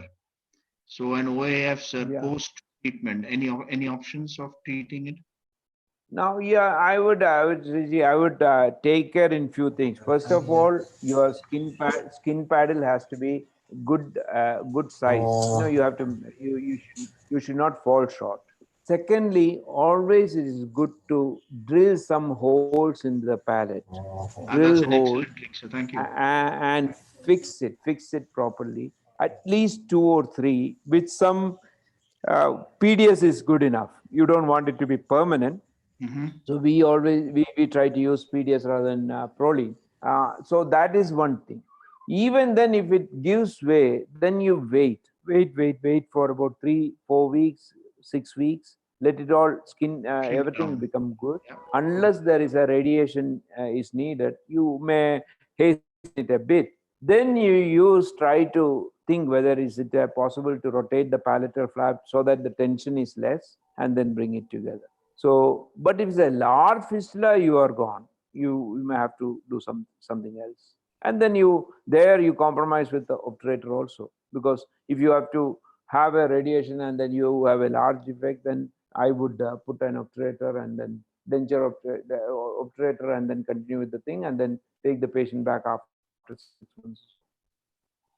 Sir, I have a personal question, if you don't mind. Sir, about in terms of if you're using an iliac crest, a DCIA flap, do you have any tricks on your facial artery so that you decrease the risk of running short on your pedicle? And how often in these cases have you used a vascular graft, a vein graft? You are talking about the maxilla. Maxilla? Yeah, maxilla, yes, sir, maxilla. Maxilla, personally, I would have used only maybe 3. We have used the iliac crest, the DCAA flaps, maybe 3 times or so. But we have used the tensor fascia iliac flap at 6 or 7. There, the pedicle length, the pedicle length is a bit problem. Even the TFL vessel is not that brilliant. So what you do is to dissect out the facial artery. When you do the neck dissection, you try to dissect out the facial artery and vein as high as possible, and then you may get adequate length. And then the only problem is the anastomosis is under the skin paddle. So it is not difficult. It is not very easy unless you have a very good retracted skin. So the trick is to dissect the facial artery and vein as proximally as possible, pull it out, and then do the anastomosis and push it down. But your re-look and redo and all will be a problem. Thank you, sir. Sir, there were some Anjan, you want to take questions the on orbital exantration. What is your plan with patients when you do an orbital exantration? Do you fill the defect with a flap? I think you showed one example of a patient. Or do you line the cavity with something so that you can give an obturator and a prosthesis rather? Simple orbital exentration is different from maxillectomy orbital exentration. Maxillectomy or orbital exentration with the maxillectomy, you need to have a flap to reconstruct it, because you see, it's not only the orbit, you have to separate it from the oral cavity, everything is there. But the question, if it is like a simple orbital exentration, you say you have some orbital tumor where you need to remove it, there your choices would be to just line the skin cavity with skin graft. You don't want a shallow cavity for a prosthodontist prosthetic person to. They want a slightly larger cavity. But I would put a flap. We have put flaps in those cases where there's extensive communication into the nose or the maxillary sinus or ethmoid sinus, where if you put a skin graft and you put a prosthesis, there's always a contamination of saliva and mucosal discharge. In those cases, we have secondarily done radial forearm just to cover that area. So, but preferably just a skin graft. If this is a simple orbital exentration, I would put a skin graft and leave it. So basically the take home would be that if it's a separate orbital exentration, then prosthesis with a skin graft. And if it's in continuity with the oral cavity, then a flap to separate the two. Yeah, see, most important thing is to know that orbital exentration, the best possible way is a prosthesis. Simple. There's no reconstructive method which helps you out. So you help the prosthodontist do better. Absolutely. Sir, there is one more question here. What if a patient has infection with mucormycosis in the maxilla? The method of treating that?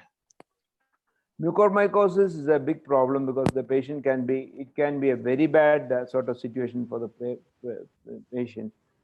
Mucormycosis, the primary treatment would be debridement of all the dead tissue. That's the primary thing. There's no doubt about it. As well as antifungal treatment. And then you don't rely on single debridement. Wait for some time. It will keep on increasing. Then keep on debriding till all the dead tissue is off and the infection stops. You don't reconstruct till you think that the fungal infection is inactive. Now, the only thing which you could think is you can put a muscle flap when it is a borderline sort of thing. You can cover it because muscle itself has got some amount of it gives some amount of healing potential to those chronically infected lesions. So, but I see Pramod, I think I am showing, or Pramod is going to show you a case where we have reconstructed a mucormycosis lady with a bilateral maxilla.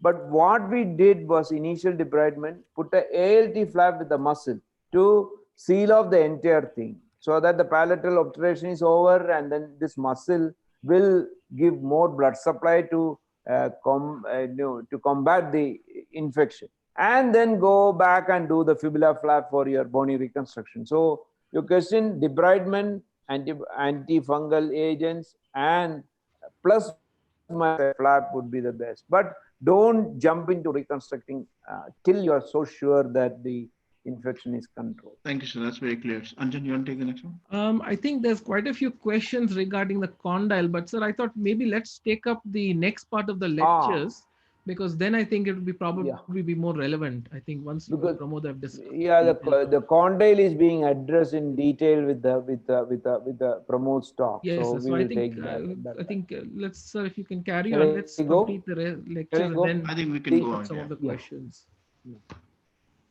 So the next one is.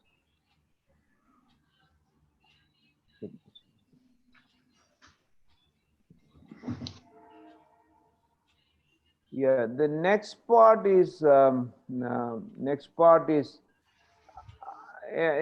are going into the maxilla again. It's a continuing with the maxilla, and we'll come to the mandible benign defect last. Now, I don't have too much to say because Pramod will take over now.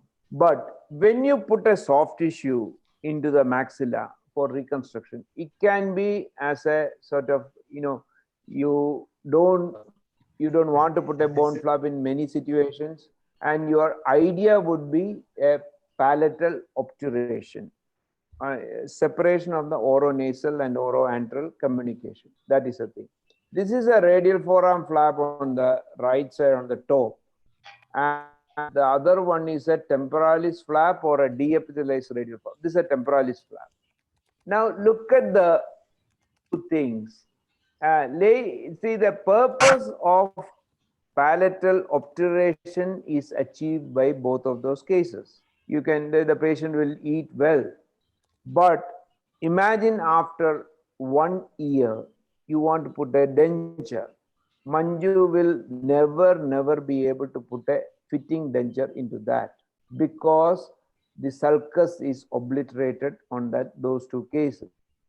Look at the other case. This is the same, again a radial forearm flap. You have a sulcus created there with the idea of providing a denture later on. You need not put a bone to do an implant so that dental rehabilitation is carried out. You can put a simple denture provided there is a sulcus. So provision of a sulcus is very important, which people don't take care at all because it is extremely difficult. Even though I showed this case, it is not very easy to get those the radial forearm stick into that thing. The key point would be to take slightly excess of the tissue, whatever flap you take. Thin flap is better. Even if it is ALT, you will have to thin it very well where it comes into the palate, and then you take some anchoring stitches from the dermis up to, without blocking the up into the zygomatic area, so that it goes up and then comes down. So that will help the prosthodontist to create give a good denture. See, this girl didn't have a fibula. It's only a radial forearm flap, but you have an excellent sort of denture given if there is a sulcus.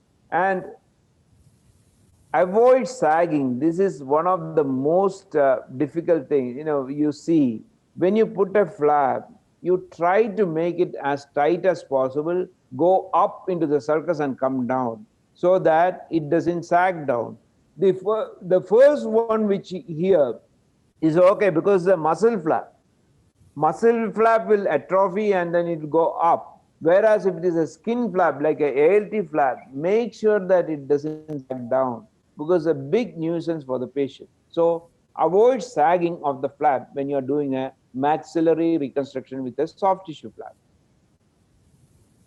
And the bone which you place, see, this is that bone which has been placed for the alveolus. This patient didn't have implants, but he had a good denture because this bone will allow you to put the skin flap in a nice way so that there is a sulcus created. So your aim of putting an alveolar bone is not only for putting implants. In a malignancy case, if you look at it, maybe 80-90% wouldn't have an implant because of various reasons. But if you have a bone there, your skin paddle can be fashioned on the other side of the bone so that sulcus is created. So a bone in the alveolus helps to create the sulcus. Bone placement when you're using a bone flap, what is the purpose of this bone? One is the alveolar replacement, which helps you for dental rehabilitation. As I told you, it's not by implant alone, denture also, and also gives aesthesis because it gives a fullness there. Second one is a nasal support, where your aesthesis is important. Third thing is the orbital support, which is more important than the nasal support, and aesthesis by recreating the anterior wall of maxilla and the zygoma, out of which I would say 1 and 3 are the more important and more tricky and more needed. More emphasis needs to be given to these two. Now, unfortunately, the maxilla is not like mandible, where you can replicate it very well. Maxilla, the position, you can see the angulation of the teeth. This is the nasal spine.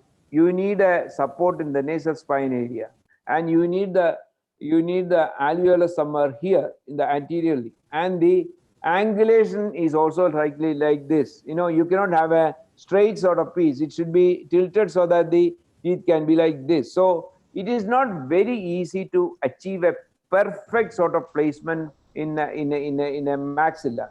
But if you have these in mind, you will place the bone as much possible as in the right way. Now, see, look at the alveolar replacement. Look at the alveolar replacement here. The alveolar, here it is going into the zygoma there, whereas the alveolus should have been like this. The curvature of the, are you able to see my arrow? No. The screen? Yes, we can. Yes, we can. Can you see the arrow? Is it? Okay. So you look at this way it goes, whereas ideally it should be this way. And there's no need of, you don't have the maxilla going and attaching like that. Attachment should be like this. So the alveolus should go like that, and the attachment to zygoma should be like this. So this is the right way to do this. It's not the right way, but majority of us will put it this way because easiest and it is more stable. So there you might be able to use implants in this area 1, 2, not here. But then here the advantage is you might be able to use a denture without much problem, provided you create the sulcus. So bone placement in alveolus is also not very easy in maxillary reconstruction. What you should do, which Pramod will take you through in the subsequent thing in detail, is it should be inverse planning based on the mandibular occlusion. Simple one, mandible occlusion, mandibular teeth is the key for maxillary reconstruction. In fact, I would say that is the key. And then if you follow that mandibular teeth, you will get everything right, except the orbit part, which is difficult, which is totally different. I will come to that. So inverse planning, getting the maxillary teeth, mandibular teeth, then maxillary teeth corresponding to that, and the bone which can accept that mandibular teeth, maxillary teeth, is the right way to do place the bone. Now, pedicle placement is very important. This is for practical sort of purposes when you place the mandible. See, if you look at it, if you take it under the mandible, it's around 6 to 8 centimeters. 6 to 8 centimeters, and maybe the best option. If you take it to the superficial temporal, it is only 5 to 6 centimeters. But the problem you are talking about fibula is that the pedicle caliber of the superficial temporal artery is okay. Vein will be extremely difficult with the fibula. So even though the distance traveled is much less, maybe the neck vessels will be better. But for a DCAA, it is extremely difficult to get here this way, because the way the DCAA, the bone lies there, it is extremely difficult to get that vessels there.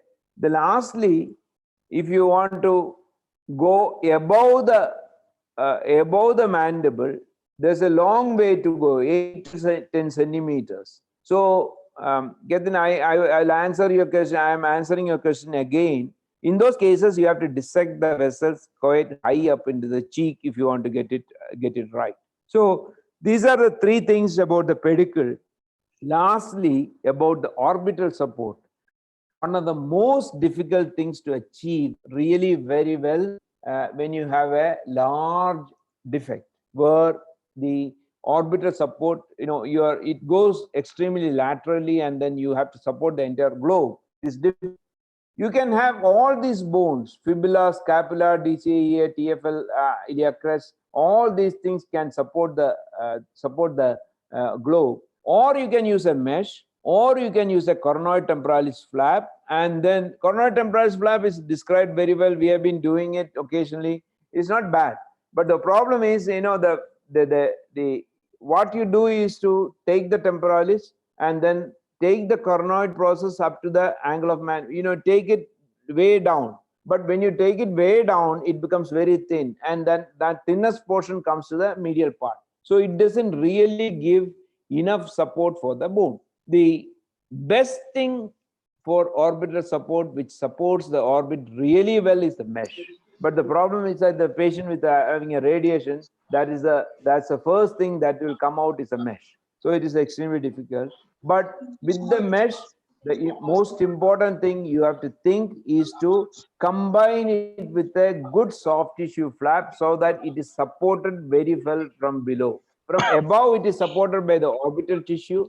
And with the mesh, you try not to go too medially because it comes out through the nasal cavity, and you don't come anteriorly into the rim. You always stop short because that is the area where the skin gets thinned and the mesh comes out.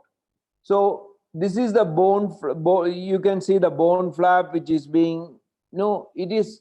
I'm showing this case several times, but because it's a very good result. But you can't get a fibula like this always. If you look at the fibula, it is not. The orbit is supposed to be like this, and then you can place the fibula only like this or like that.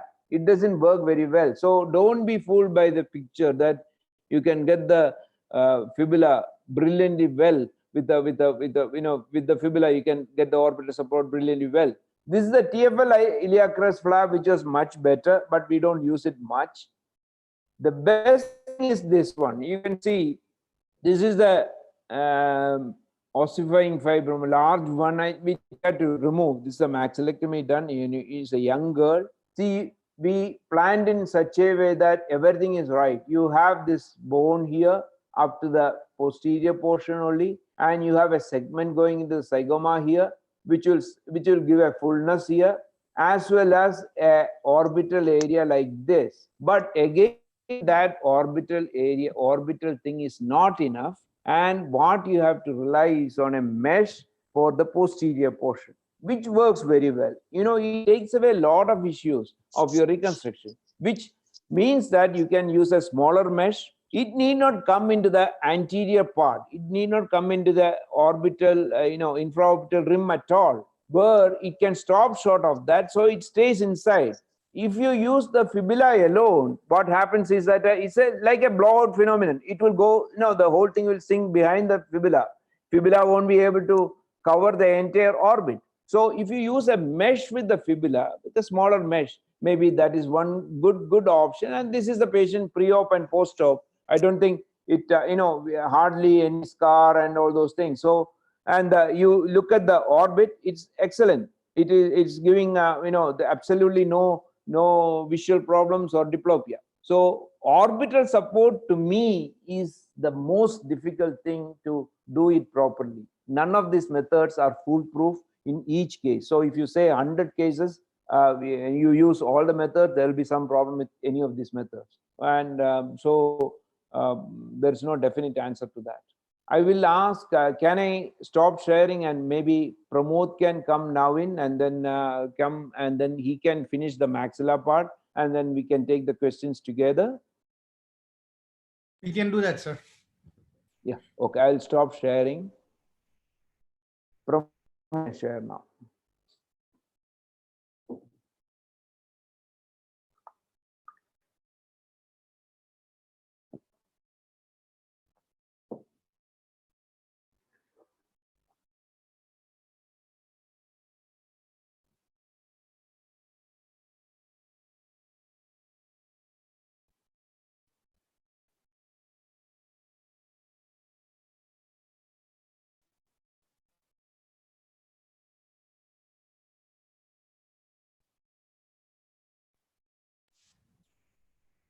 Okay, just a second.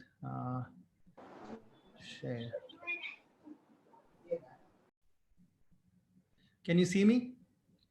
Yes, Pramod, we can see your Yes, slide. yeah. You can unmute your video, please. Yeah, we can see your screen. We can see your screen. Okay. Good. I'm audible. You're audible, but your video is not on. Request all the participants kindly mute.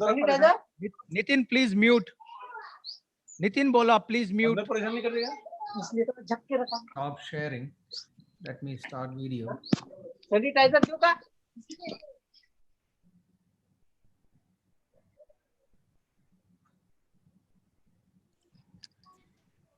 Is that good?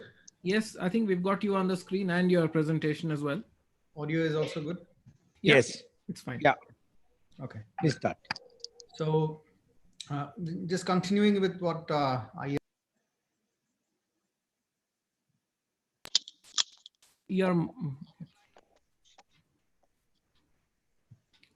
Pramod, your mic is not working.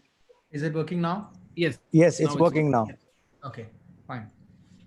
So we will go through maxillary reconstruction, ideal positioning of the graft, and role of zygomatic implants.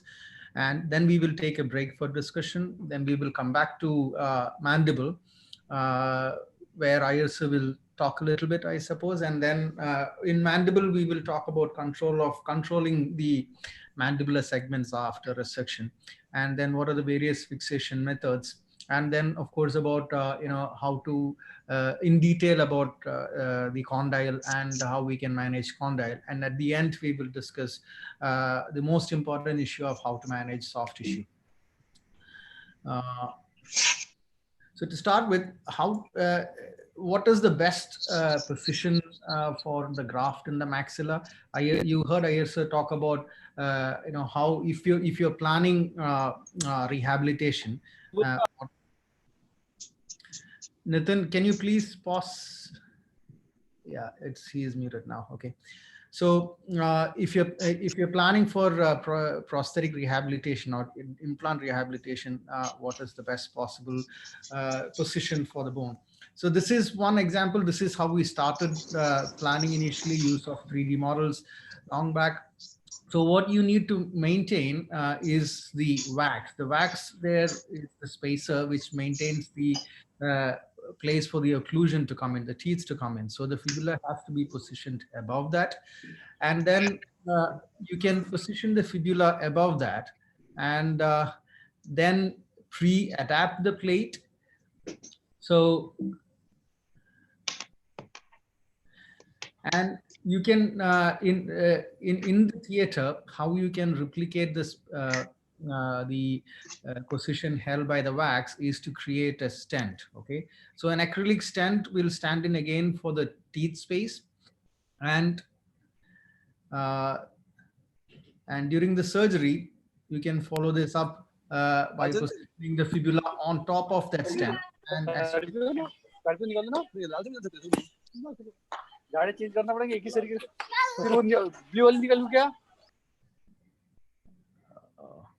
and as you can see in the CT scan, that's a reasonably good position for the fibular graft to be in relation to the mandible.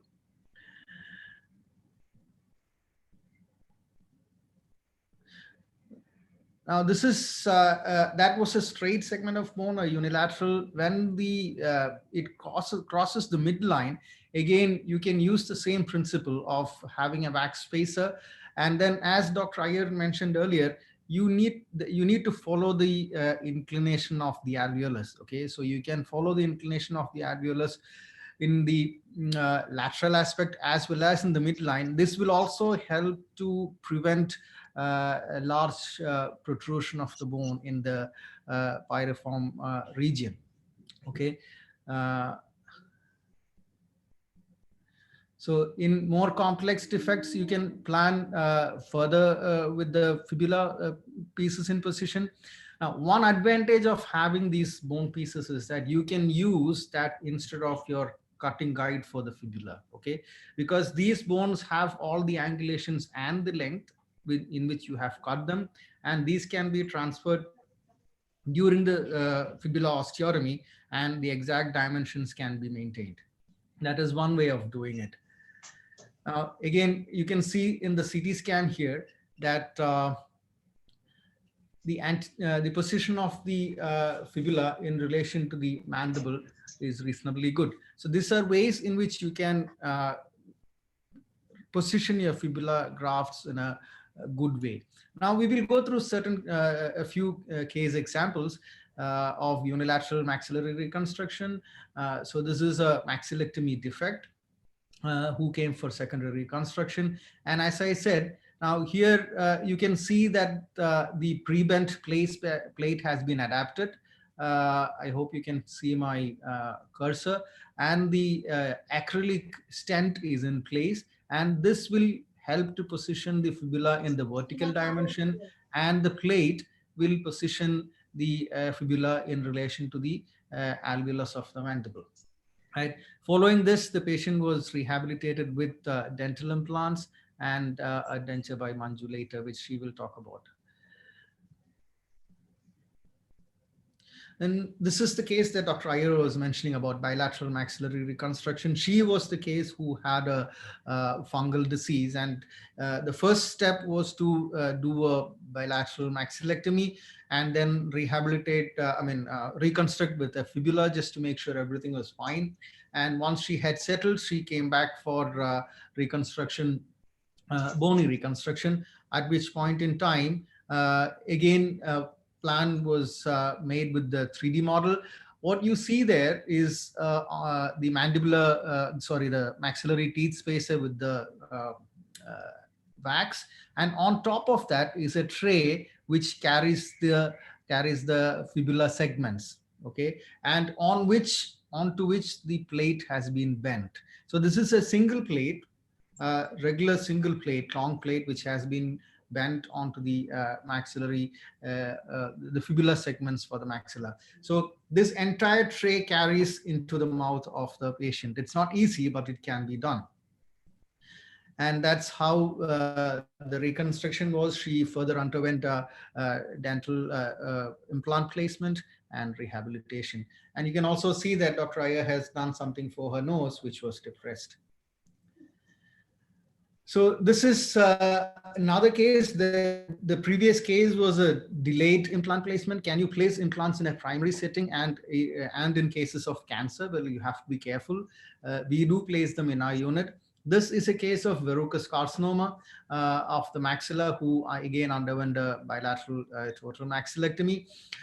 And in this case, we have followed the same technique that we use for positioning the bone in the right position. So the carrying tray hugs the zygomatic bone, and so it's a three-dimensional hug on the zygomatic bone on both sides, and then all that you have to maintain is the tooth space, okay, and the plate is again pre-bent and fixed to the zygoma. In this particular case, implants were placed as well, and you can see the postoperative result. This is more interesting. More and more people are using zygomatic implants for maxillary reconstruction. This was a young boy who came to us. He was about 16 years old. He had a low-grade mucoparamoid carcinoma of the palate and the maxilla. And then following which he underwent maxillectomy, unilateral, as you can see there, and fibular reconstruction. Now, why I am putting this case is that when we went back to look at the maxilla for implant placement, we saw that even though the skin paddle was good, the bone was resorbing underneath it, okay? So he was a young boy, and we had to definitely rehabilitate him. So we went back in and placed bone graft, iliac bone graft, over the fibula, which was slowly resorbing. And you can see that if we place bone graft under skin, it doesn't work, okay? The best bone take is when you keep it within the periosteal envelope. You can see that there is some amount of bone, but in the posterior part, it was not good enough. So we resorted to placing one zygomatic implant in the posterior and 2 regular dental implants in the anterior in whatever bone we could get. The prosthetic part of this, Manju will explain, but I would like to bring your attention to your picture on the left lower corner of the screen, and the last implant where you see there's some granulation tissue around the zygomatic implant there, and you can see that the sulcus there or the vestibule there is obliterated. Okay, so it is very important to create a good vestibule, and if not, your implant is going to be in trouble. In this particular case, it is okay because the bone is higher up in the zygoma, whereas if it was an implant on the fibula, it would have failed in the long run. Okay, and that's him after his final rehabilitation. So this is another patient. He was a patient who came to us from another country, couldn't travel much, maximum 2 visits, and a lot of comorbidities, was not willing for a very long procedure. So what was done was we placed 2 zygomatic implants in him, and which was covered with a radial forearm flap, pre-flap. And after which the radial forearm, in the second sitting, the zygomatic implants were exposed through the radial forearm flap, and at the same time, within a few days, as you can see on the rightmost picture, the flap was thinned and it settled well. Now this Anjan told me that this is called the zip flap technique. Okay, so we have seen a case where we have used 1 zygomatic implant and another case where we have used 2 zygomatic implants. And this is a different scenario, a patient who, old patient, there was no way that she could withstand microvascular reconstruction. So the only option was to go for multiple 3 zygomatic implants. And then there is another dental implant in the anterior part on the left side, if you can see my cursor. So that we have used 3 zygomatic implants, and she did not get oral layer closure. She was later rehabilitated with a obturated denture, which Manju will explain later. Now, these are Anjan's slides. I would like to credit Anjan for these slides. So we can also place 4 zygomatic implants. This is again a bilateral maxillectomy defect with orbital floor involvement as well. And he has, as you can see, planned the zygomatic implant placement like that on both sides, and followed it up with the implant placement. So hopefully we can, Anjan can discuss this case in more detail during the discussion. So I think at this point, we will stop the discussion for maxilla, and we will take any questions. Yeah, thanks. Pramod, actually, just to start off, I think this is something for both you and for Dr. Iyer. See, one of the problems that I've faced, and I don't know whether this is something that you had, is the fibula joining to the native maxilla. Especially if you give patients radiotherapy post-op. I've had this challenge where, the skin paddle takes well, and like you showed in your patient, the bone just, tends to resorb, or it doesn't join to the, residual zygoma. And then even though you can place implants, you have a mobile piece of bone attached to the implants, and you're worried that, when you load that with teeth or, with an obturator, that you're going to, lose that bit of bone. And that's the reason why I've moved to doing quad zygomas for these patients and using the zip flap like you showed, rather than using the fibula. I don't know, what is your experience? How do you get better union of the fibula with the native mid-face bone, the zygoma and the orbital rim? Any tips on that? Sir, Iyer, sir. Hello. Yeah, Anjan, can you hear me? Yeah. I'm on. It's not like the mandible where you get beautiful union. No, I know. Yeah, correct. Yeah, it's a problem. I know what you mentioned is a real problem. I know, looking back at it, I was discussing with Pramod also the same thing recently.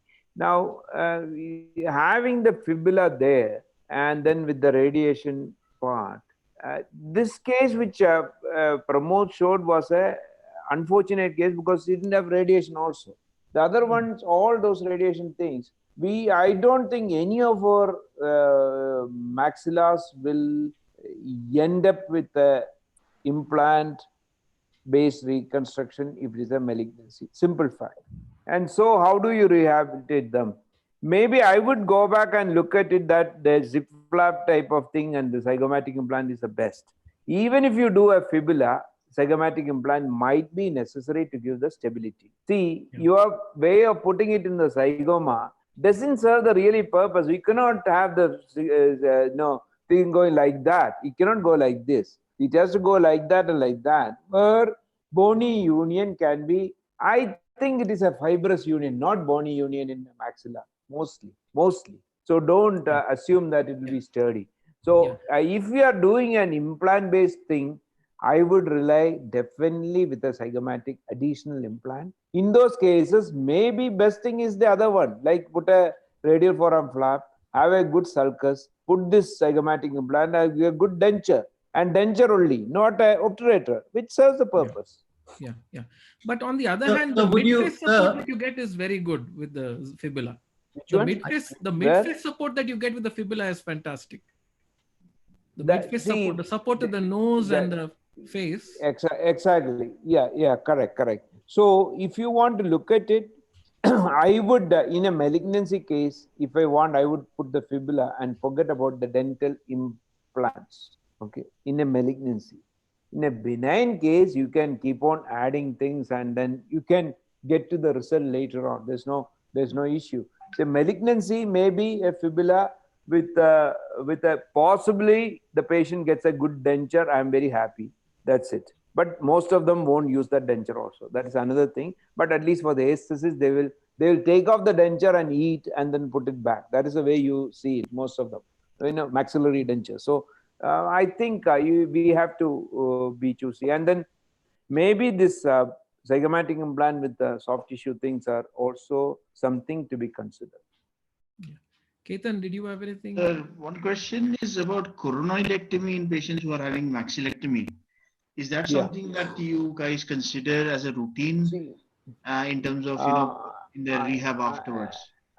I would say if you're doing a transmandibular approach to the maxilla, I would definitely do a coronoidectomy because trismus is the main problem with the transmandibular approach for the maxilla. So if it is a simple Berber-Ferguson or peroral maxilla, I wouldn't do that. I wouldn't bother about it. But anything you go posteriorly to get the infratemporal fossa, the medial pterygoid muscles and all, I would do a coronoidectomy. So another issue is about using these radial forearms and having the hair in the mouth. The hairy flap. Oh my God! I know. Yo, did you read the news? Obviously, if they get radiotherapy, you're okay. But if they don't get radiotherapy, this is see. Did you see the news in the papers here? There was a big news in a patient from Regional Cancer Center Trivandrum had a hair growing inside the mouth, and it was a big news as if he has not been told, and then he was Thursday, and then he was not happy about its cancer cure or anything. He was worried about this hair. And then it came the paper. Today also one patient said that there was a radial forearm flap and then there was some hair coming out. And that lady was telling that we were all worried about that came in the paper, that hair growing out. That is a concept. And there are sometimes when you wish that you give radiation is best. So that is the situation when you have the hair. Otherwise, it's a very difficult problem to solve. Like, see, we do this pharyngeal reconstruction with pectoralis major and all. If you put an endoscope, you will be sorry because the whole thing is clogged with the hair. It's a bad thing. So you have to be a bit cautious about the hair.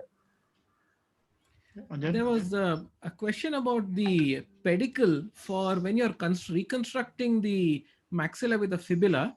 Where do you place the proximal and the distal segment? If you're doing the orbit as well as the alveolus, Because if you very... turn the alveolus, if alveolus side is the proximal side, then you have to go from the anterior maxilla down to the vessels. Yeah, Or vice versa. it's a big problem. This is a very pertinent question. So you have the distal one, the distal portion goes to the eye. That is compulsory. No, distal most tip goes to the eye. Whether are you going to take away the segment of bone medially and then come, from the medial to lateral for the alveolar segment, or you go the other way, use that one segment for the zygoma and then this goes like this anteriorly. I would always prefer that I take away that 2 centimeters of bone, so it starts from the zygoma, goes to the medial side, take off this bone, and then comes down to the alveolus, and the alveolus from medial to lateral side and under the mandible. That is the way I would do. There's no question about the other things, unless you have a very large, it is very comfortable and you see that the pedicle length is quite good, you might do that. But I would say this is the way I would do it. Okay.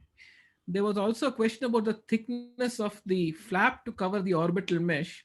Would the temporalis muscle be sufficient, or do you need a thicker flap to cover the orbital mesh if you are only... No, temporalis muscle doesn't reach the medial part. It will eventually give way.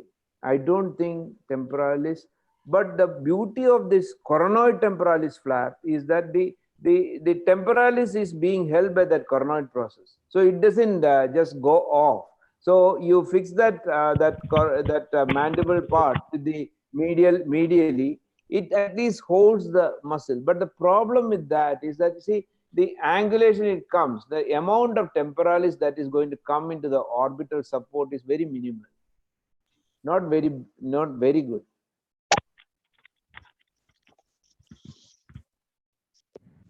Any other questions? There is a questions? question, or actually, Pramod, this one is for you. That's in case of bilateral maxillectomy, how do you decide the vertical height of the flap or the bone and achieve vertical occlusal relation to prepare the stent?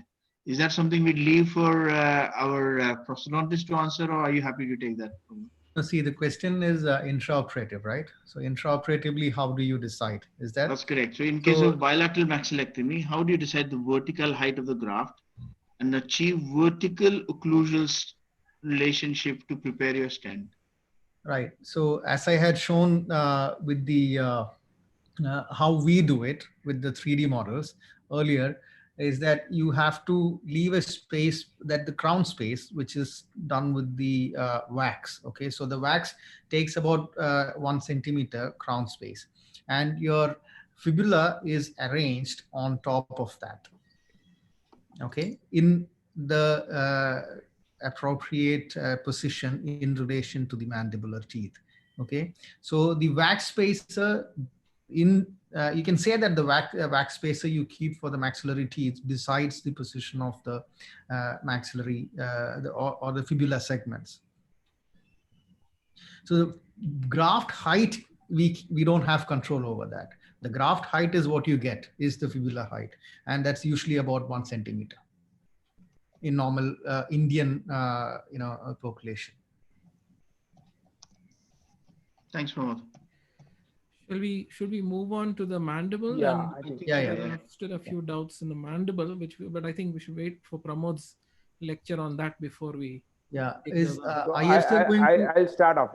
I'll start off. I'm sharing my PowerPoint. Pramod, can you show? Yeah. Go ahead, sir. I have that. So lastly, the achieving best results in benign defect. See, we are talking about benign defects, nothing else, right? So because that is the area where you can get the best result, simple. And then this is one area where we have to start excelling ourselves, because the basics of mandibular reconstruction is the basic period of learning curve for any center, anybody, is over now. You know that you have to choose between 2 or 3 flaps, and you know how to do that. And then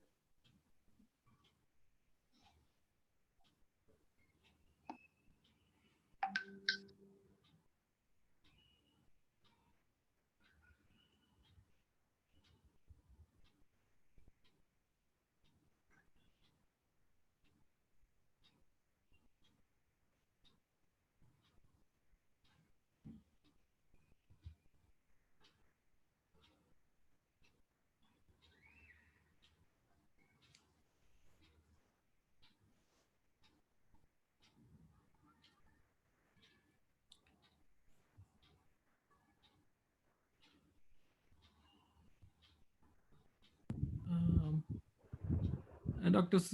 Iyer, sir, I think you're not, we've lost you. We've not got your audio or video.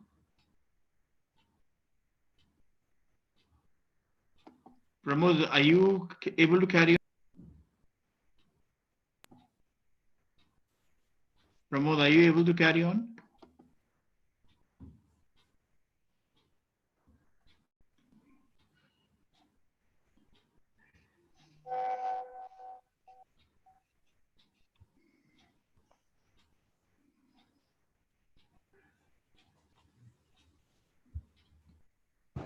Anjan, 1 minute. Let us check what's the issue. Maybe both of them have got an internet issue. Let us just check. Let's check to join them back. 1 minute. Fine. Preetham, hi. Yes, yeah, Anjan. Iyer sir just lost his internet connection. With Yeah, his that's what. phone Yeah, battery we died. thought so. Is he coming? He's coming back, right? He's coming back in a few seconds. Yeah. We'll just wait. We will wait Yes, for yes. him. We will Yeah, wait. yeah. That's what I was explaining to Anjan. Yeah. I think while we're waiting, is there any question? I have a question to you, Anjan. Yeah. In the meantime, you said you are using more and more of zygomatic implants now. Is that in the elderly patients in bilateral maxillectomy defects, or patients who cannot undergo microvascular surgery for various reasons? Not necessarily only elderly patients, but I would do it for the low-level maxillectomies. I think, see, if you have a high-level maxillectomy where you're going close to the orbit, I think you still need the support for the midface, where I think nothing can beat a flap. But where you're doing a low-level maxillectomy, and if you think of our malignancies, the oral cancers that we treat in this country, they're mostly oral cancers, and they're extending across the palate, so they often need large maxillectomies of a low level. For those cases, I think the quad zygoma works very well. With the type but that would mean that they will be using it as an obturator. Yes, basically it'll be an obturator as well as a denture. So it's So not just for rehabilitation, for a younger person, would you think that permanent coverage of their palate nasal oronasal space would be better, or yeah, I think it is. I think, yeah, and that's where I think the zip flap is good, because the soft tissue still provides the oronasal closure. So the patient doesn't have the nasal regurgitation. See, the worst thing that the patient complains about and is most conscious about is the nasal regurgitation. When they have an oronasal communication, their speech is affected. They can't go out and drink water. And so that's the main thing. So that I think the soft tissue flap takes care of, and the implants help with the support of. Can I bring in another? Pramod. Yeah. Pramod, sorry to pitch in. Iyer sir is back. Whenever you guys are done and we're is done. ready He to share, can come back. He can come back. Well, let's carry on then, and we can discuss this later. Iyer sir, can you hear us?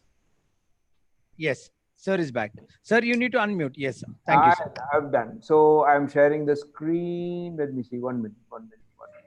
Share screen. Yeah.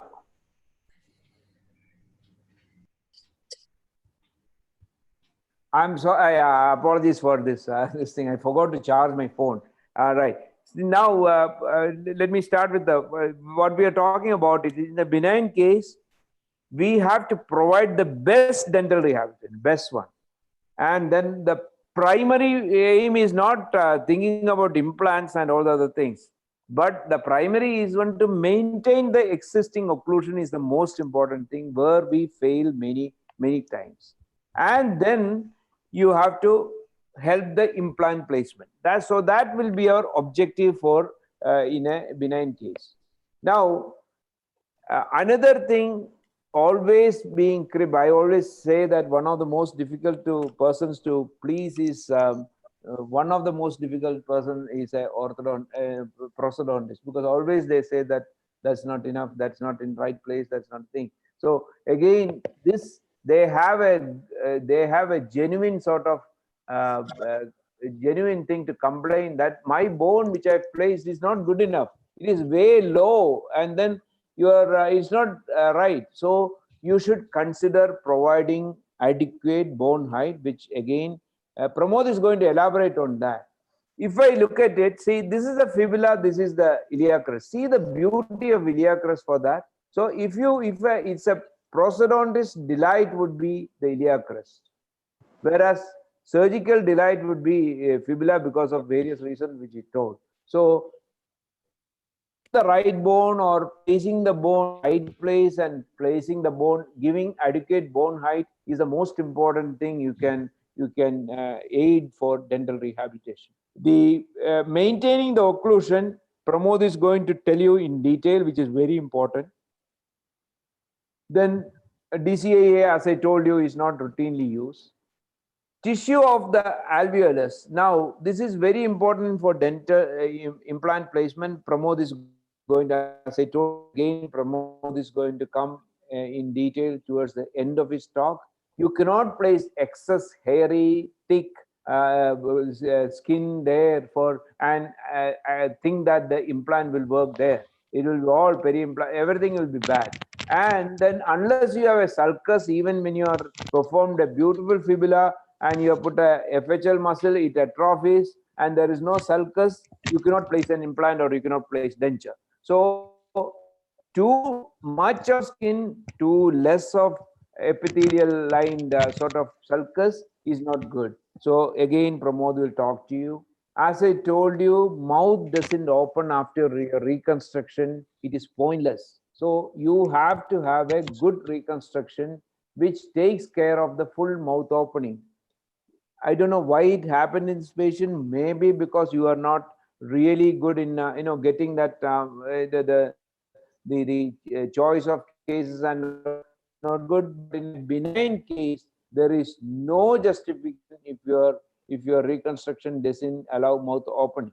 It doesn't look good. See, you have an implant, you have a teeth and all those things. There are two things.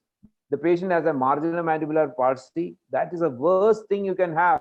You have a beautiful maxillary reconstruction with denture, your implant and everything, and the patient has a marginal palsy. They will be bothered about only that, not about your beautiful resection, reconstruction, which you all will appreciate. Will be saying that the marginal mandibular weakness is the worst thing they can have because they cannot smile. And then if you have a fibula put in like this, and then there's a contour defect, or this is the malignant, the picture on the right is the malignancy picture, you have created a skin, even that doesn't look good. So if you are providing a skin, you have to be careful about the quality of the skin. But if you're providing the bone, you should be ready about your bone contour. I would have put a deepithelialized skin paddle here to fill this area if I was doing it properly. So soft tissue is also equally important in that. And placement of there was a question about choice of plates, whether big plate or small plate or mini plate doesn't matter, but most important thing is fixation. Please don't make silly small simple mistakes. It can be a problem. See, look at this, one screw here in the mandible and there is a acute bend here, and then you can see the bone placed somewhere here and the bone is here. So you can't allow to have silly mistakes like this when you are reconstructing a mandible like that. So you do a big surgery and create a marginal mandibular palsy, or you have a plate which is jutting out and the bone doesn't meet together. So these are all things which you cannot afford to have in a mandibular reconstruction. So this is where I think I will stop and ask Pramod to take over. Yes, sir. Can you? Yeah. Stop. I will share my screen.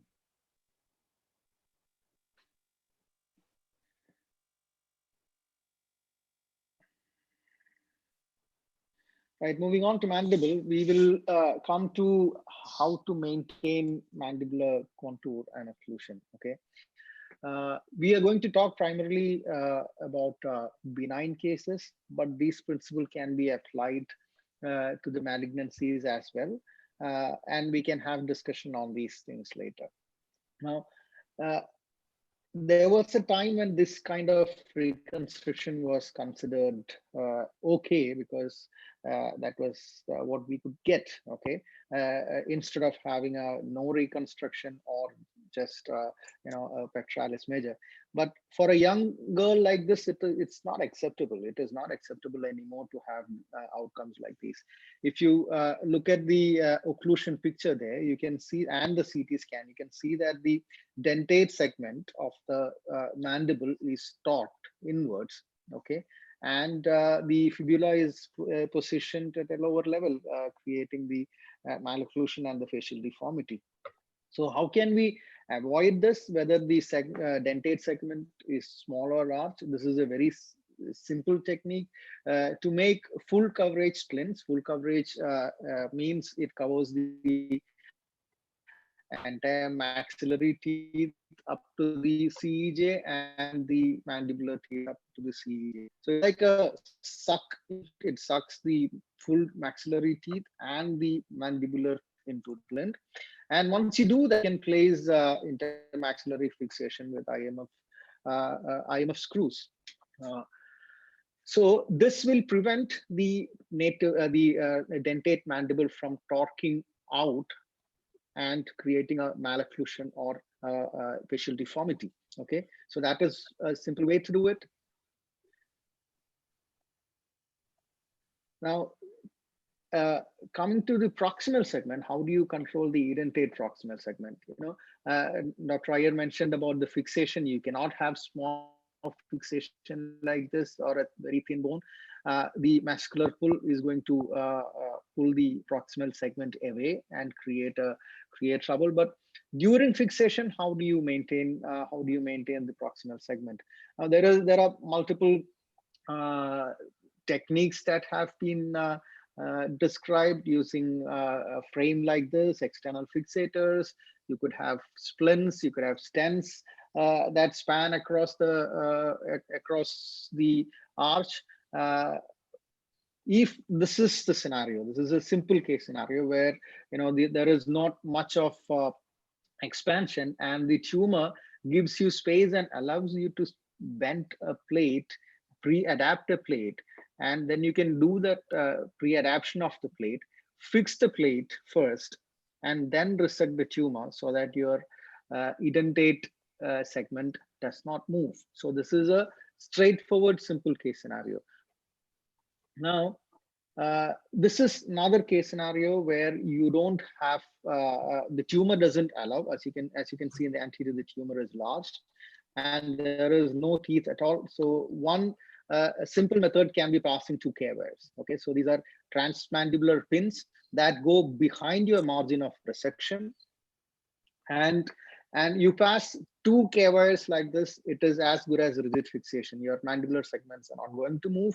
If you pass 1, then there will be some rotation. Okay, so it's very straightforward. It takes about 5 minutes to pass 2 K-wires, and your mandible proximal segments are not going to move at all. As you can see here in this case, no dentate segment at all, 2 edentate mandibular segments on either side, and the anteroposterior position of the reconstructed mandible is maintained, as well as the width. And intraorally, you can see that the bone is in good position for later dental rehabilitation as well. So is this good? No, it is not good, right? The prosthodontist will not be happy. Is this good to have a prognatic mandible at the end of your reconstruction? No, that is also not good. And you will end up with something like this, cannons facing each other almost, and the prosthodontist is going to be very unhappy. This is a case that Dr. P.C. Jacob and I did together in Bangalore. This is good. You can see the mandibular position is good. And again, that is anteriorly, and as you come laterally, these are good positions of the bone, which is ideal for reconstruction. Another issue, what Dr. Iyer mentioned earlier about, is the positioning of the bone at the lower border. Can you place it a little bit higher, a single barrel segment? Of course, there are people who do that. But in very young people, thin people, it creates a facial deformity. Okay, so the Best practice is to put it on the lower border, but to take care of the height, you can do double barrel.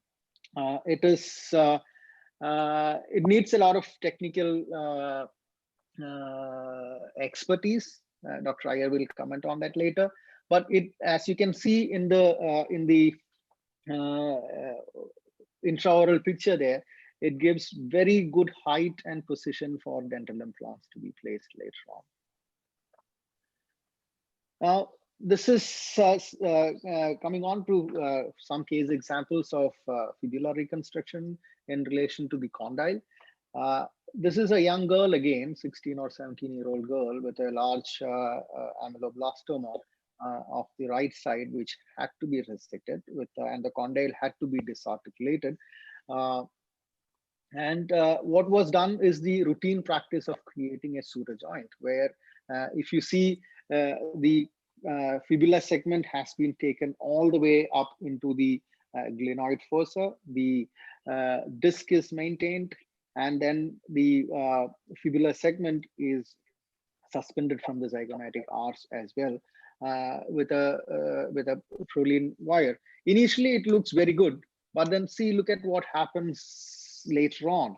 You see that as time goes by, the pseudo joint doesn't have a capsule integrity. It will slide down and out, and it's the same that you can see with the dentition as well. The mandible sags down and out, and she's in a crossbite. There's an obvious facial deformity and a malocclusion. Now, is this acceptable? No, this is not acceptable either. So one thing that one could consider is to retain the condyle whenever possible. I don't mean that you have to compromise on resection margin to retain the condyle, but if it can be, if at least 1.5 centimeters of the condyle can be maintained, then it is a good practice. But you have to take care that you should not strip the attachment of the lateral pterygoid onto the fovea, as well as to take it out or do extracorporeal fixation. That will just resolve away. So you have to be careful with that. So you can see from the CT scan, at least one screw of the reconstruction plate is engaged to the condyle, and then even if it's a smaller segment, and then additional plates can be placed laterally to make the fixation better. And that's the OPG, and that is the occlusion. Now, I want to bring to your focus that the patient's photos, which you see here, are post-operative photographs. These are not pre-operative photographs.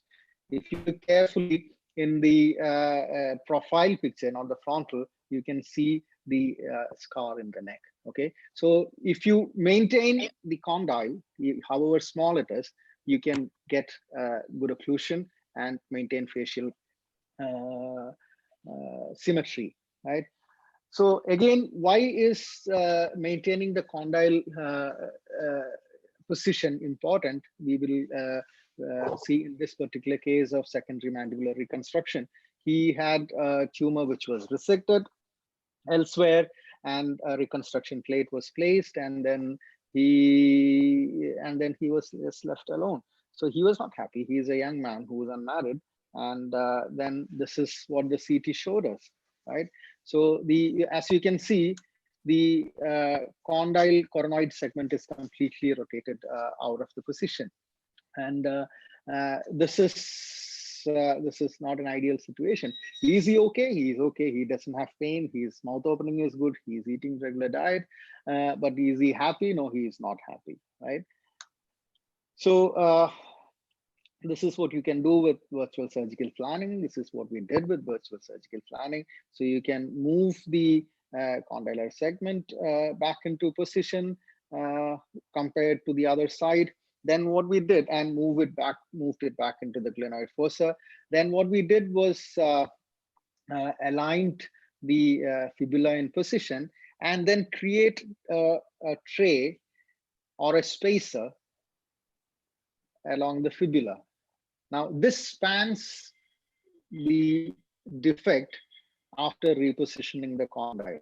Okay, This spans the defect after repositioning the condyle, and this is the spacer that was printed out. That groove is for the fibula to be placed in position, and the reconstruction place was bent on a mirrored mandible model. So intraoperatively, the spacer was first fixed in position, which corrected the position of the condylar segment and with relation to the dentate segment. Then the reconstruction place was fixed, and once that was done, the spacer was removed and the fibular segments were fixed onto the reconstruction plate. And this not a very late photograph, but you can see that there's still some edema which is present, but the reconstruction has restored his occlusion as well as his facial form. This is one of the papers which was published by Madhav Kittur, Adrian Sugar, and from the unit. And you can see that this is another way of maintaining the condylar segment within it, so you don't have to reconstruct it. You can use custom designed reconstruction plate, which will help to hold the condylar segment in the glenoid fossa and in an anatomic relation to the dentate proximal segment. Now, so what if the condyle has to be removed? We saw what happened to the pseudo joint. So is it possible to place do a TJR if we remove the condyle? We say that we should replace like with like. That is what one of the principles of reconstructive surgery is: replace like with like for the best outcome possible. Now, he also had a tumor which was close to the condylar neck, and there was no way that the condyle could have been retained with a clearance margin.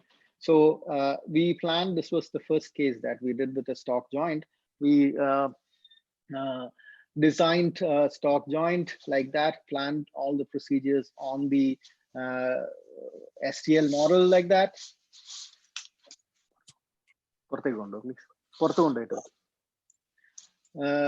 So we planned the entire procedure on the STL model and then replicated that planning in the operating room.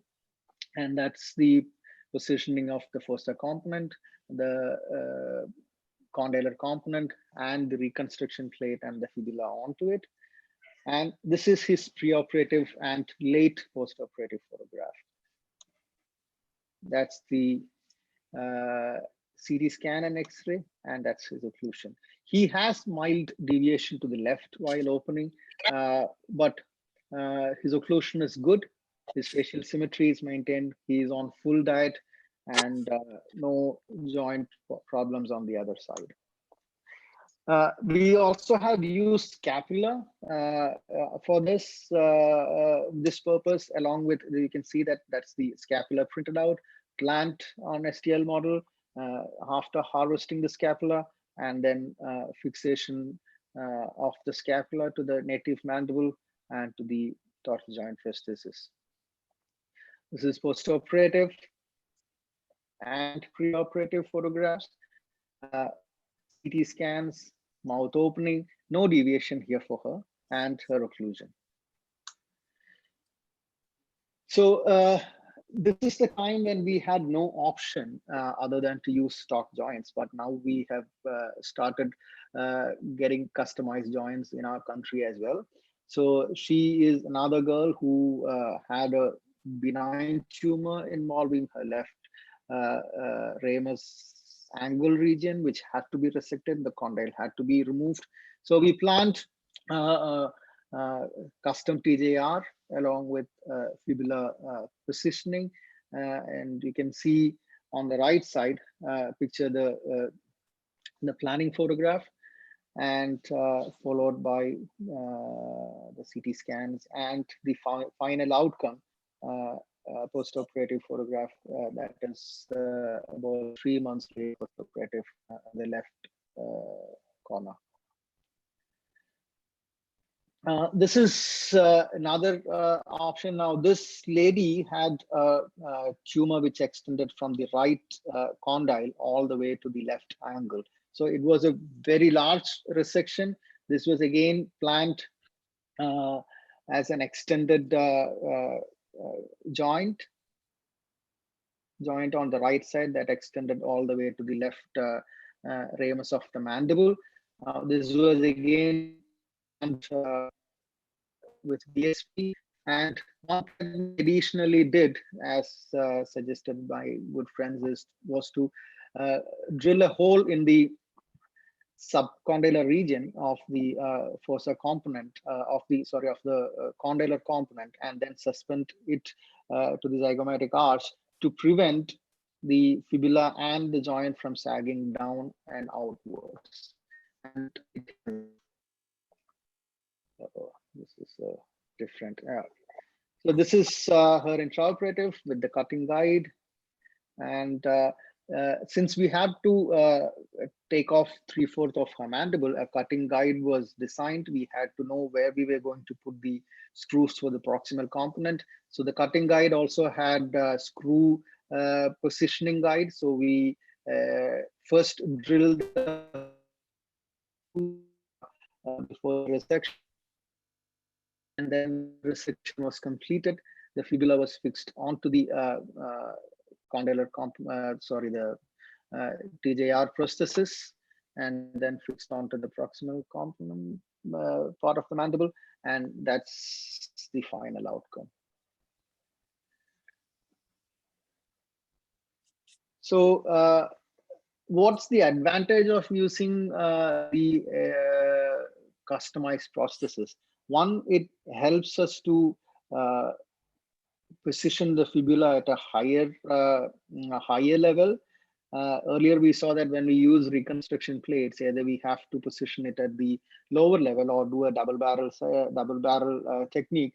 Well, in this, when you use customized plates or customized trays, you can use the custom trays or the joint prosthesis to form the contour of the lower border of the mandible and place the screws at a higher level, and which in turn helps us to position the fibula at a higher level. So that is one example for a defect that spans across the midline. And this is another example where a custom plate is designed to span from the condylar, small condylar component to the proximal segment, and another place where the fibula has been positioned at a higher level on an extended TJR prosthesis. Now, so can we stop here and take the mandible questions?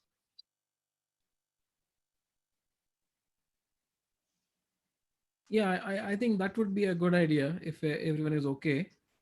And we could probably add this soft tissue part to the implant planning with Manju. Yes, yes. The soft tissue part is very small. It will take just 5 minutes. Okay, yeah. So maybe we can break here and then. Sorry, Anjan. So, Dr. Iyer sir, I had a question. I've always had this problem with double barrels. If it's a bone only flap, it's relatively straightforward. But if you need a skin paddle and need to do a double barrel for an anterior mandible reconstruction, I'm always a little worried about the skin paddle, you know. Yeah. Not it's extremely no, it is extremely difficult. Even double barreling, I don't like it really well. You know, many times you think that it works, finally it comes out. It is not a very good thing to do, even though, you know, some of them work very well. Then it's very, you're happy. What you said is the right thing. The skin paddle is the worst thing, because, you know, it doesn't turn the way you want. And provided you have 2 or 3 perforators where you can really play with the perforators, it is going to be a problem. So and then again, the amount of double barreling you do only in the exactly the essential area. Don't try to overdo it. So those are the things you have to keep. I know, I fully agree. It is very difficult. It's very difficult. Yeah. Double barreling is very difficult. So just extending it from that, asking Pramod and Ketan as well, because you have some experience with customized joints. Do you think in the long-term future, it will be better to use a customized implant for the lower border and then put the fibula on top to avoid double barreling, even in malignancies if you're going to give radiotherapy? Anjan, I think Pramod did show the, our unit doing the customized plate at the lower border. Yeah. So in vast majority of the cases, when we use that, we can position the fibula exactly where Manju would really like it, because we don't have to double barrel it. The plate acts at the lower border. It acts as a cradle, and then the fibula graft sits in it. The flap sits in it. So the height is maintained, but we have to be a little cautious that if these patients are going for radiotherapy, the cradle that you're using has to be of very low but high strength metal. So it doesn't have to be very dense, but at the same time, it has to be something which will allow the radiotherapy to not break it through. So it's a little bit of caution. In benign conditions, it's excellent. So I would recommend that if you're worried about using a double barrel flaps for, say, benign condition, then maybe you could try what Pramod showed, which we've been using in our unit. We have also used it in malignant cases and have put them through radiotherapy. Touch wood, so far we haven't had problems, but you got to be careful of the material choice for that cradle when you make that cradle. I can add something, Anjan, here. I mean, Ketan has pretty much answered the question. One point of importance is at the parasymphyseal region. That is where usually the breakdown happens. Okay, so see the design, as I mentioned last day in the previous one of the previous sessions, you cannot leave the design of these implants to the engineer or the person who is doing it. Your clinical input is very, very important. Yeah. You know that a 2.5 mm thick, big reconstruction plate will come out through the skin, the parasymphysis region, once the patient undergoes radiotherapy. So the thickness, the profile, the height, everything, your experience and should be used to decide the design of these implants. Yeah, and I think that video conferencing call with the designers is very important, isn't it? I think Preetham, can I add to this? Can I add to this? Yeah. Yeah. Pramod, you hear me, no? Yes.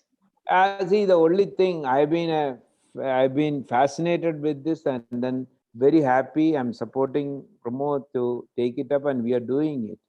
My only worry is, like Ketan said, with the radiation, the large amount of the metal, you don't know for a long time. I've been telling Pramod also, so we have to wait for 5 years, 10 years to see what exactly is happening. So that's exactly what we are doing, sir. We are also waiting 5 years. We've done about I know, 5 yeah. years. Yeah, We have gone through radiotherapy, but we don't want to publish the results until we are sure that they are not breaking through after radiotherapy at 5 years. So you will hear from us in 5 years. No, correctly. See, if you look at it, the people who did it at a higher level fibula, they put a Medpor implant below that. You know, the published literature. That was fantastic, because the fibula, you can put it where your implant is needed. But here you are putting titanium instead of Medpor. Whatever is that, this is a large amount of metal. And then you need to be bit cautious about it. As I told you, as you were mentioning, in a benign case, I think this is one of the best solutions if it works well. And you can add the joint if you want. So it is a very good sort of thing. Your metal has to be very, very pure and good. And then for malignancy, you have to be a bit cautious. But we are doing it. I'm full for it, doing it. Because it takes away a lot of headaches, in a way, give a good contour and doing that. Sir, if I can add one more word of caution to the people, is that we have seen that some people are using this to form trays, especially in anterior or lateral segments, or like cribs, and then put bone grafts in it and other stuff. And we have seen it fail. Okay, wherever microvascular reconstruction is required, it is required. This does not stand in for microvascular reconstruction. Ketan, do you? Yeah. I don't know whether Ketan, but I think Pramod, the other point that you put across, I think particularly for the audience, very important is, I think all of us, Pramod, Ketan, I think all of us video conference these patients individually. We sit and spend 15, 20 minutes discussing the design with the designers before the planning is done. Am I correct? It's Yeah, not I just think that's exactly what we do. So we are lucky that in Morriston, we do have a fantastic 3D lab with all the software. So what we do is first tell them obviously which side of the, whether we're on the right side fibula, left side fibula. We tell them whether the skin paddle is inside. So three consideration is, firstly, obviously we get a pre-op CT angio to decide that the vascularity of the leg is okay. The second question we ask ourselves is, do you want the pedicle, the skin paddle inside or outside?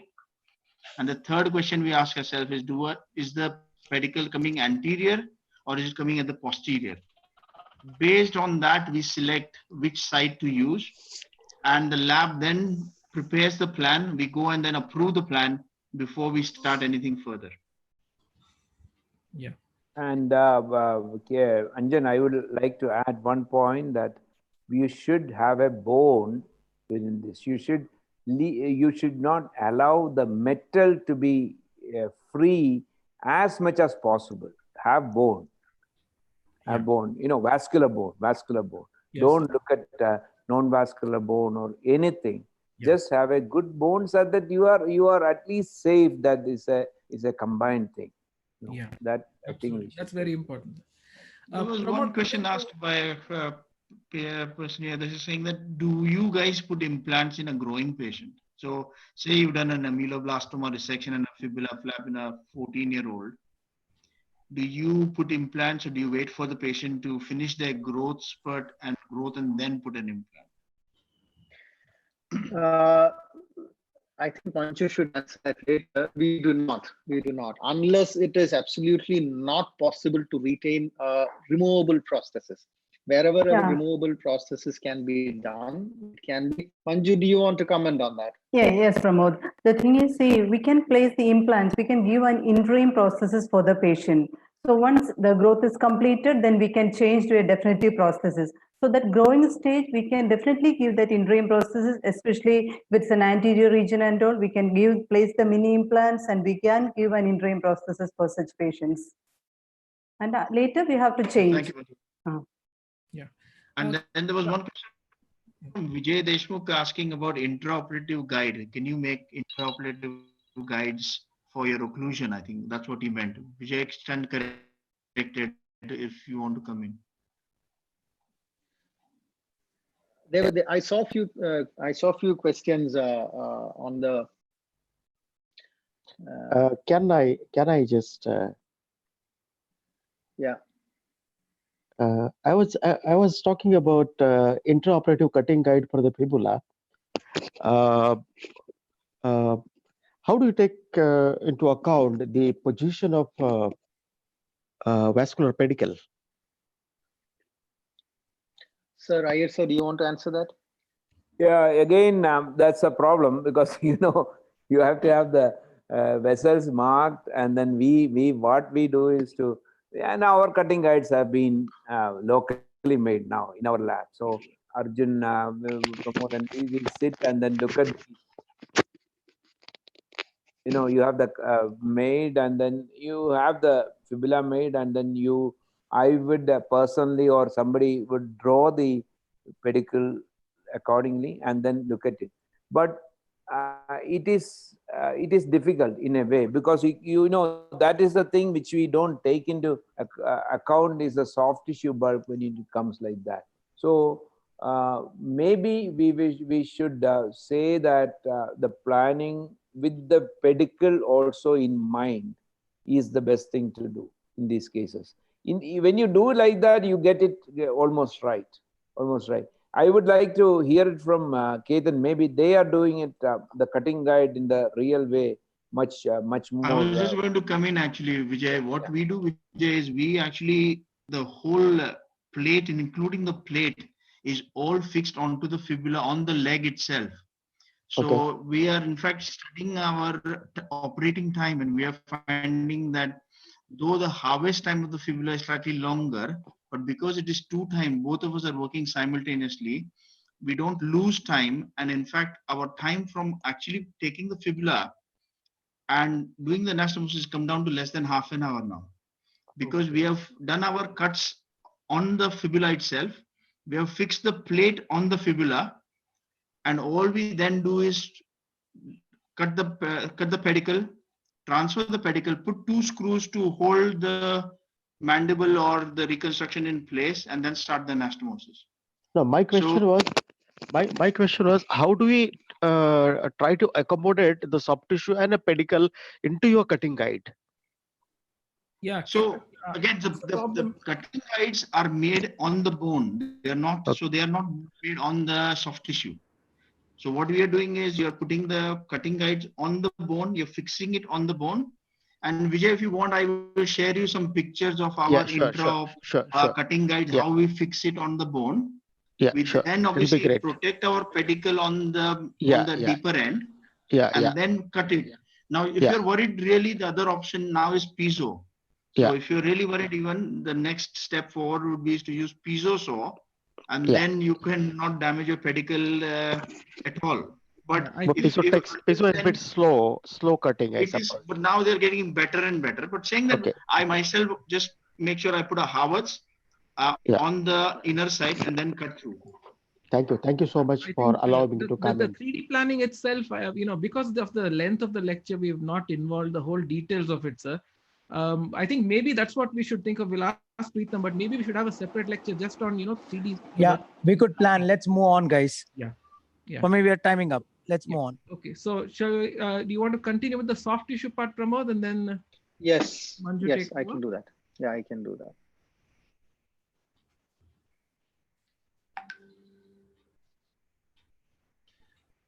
So what we need to keep in mind is that we can plan for everything, but if we don't plan for the soft tissue and how it is going to behave, whatever kind of implants you place, it is going to fail. Okay, so it is just like if you place the regular dental implants, soft tissue is the key, right? If the soft tissue is not good, the regular if your periodontium is not good, the implants are going to fail. And this is a much more trickier situation. It's not your regular bone, it's not the regular tissue, so you need to have good tissue, keratinized tissue around your implant. So how can you get that?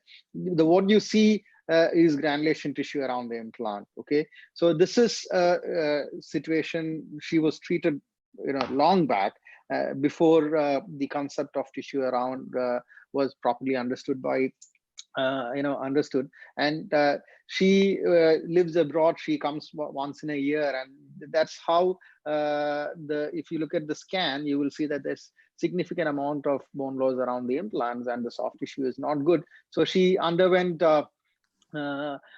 skin grafting, and her peri-implant tissue became a little bit better.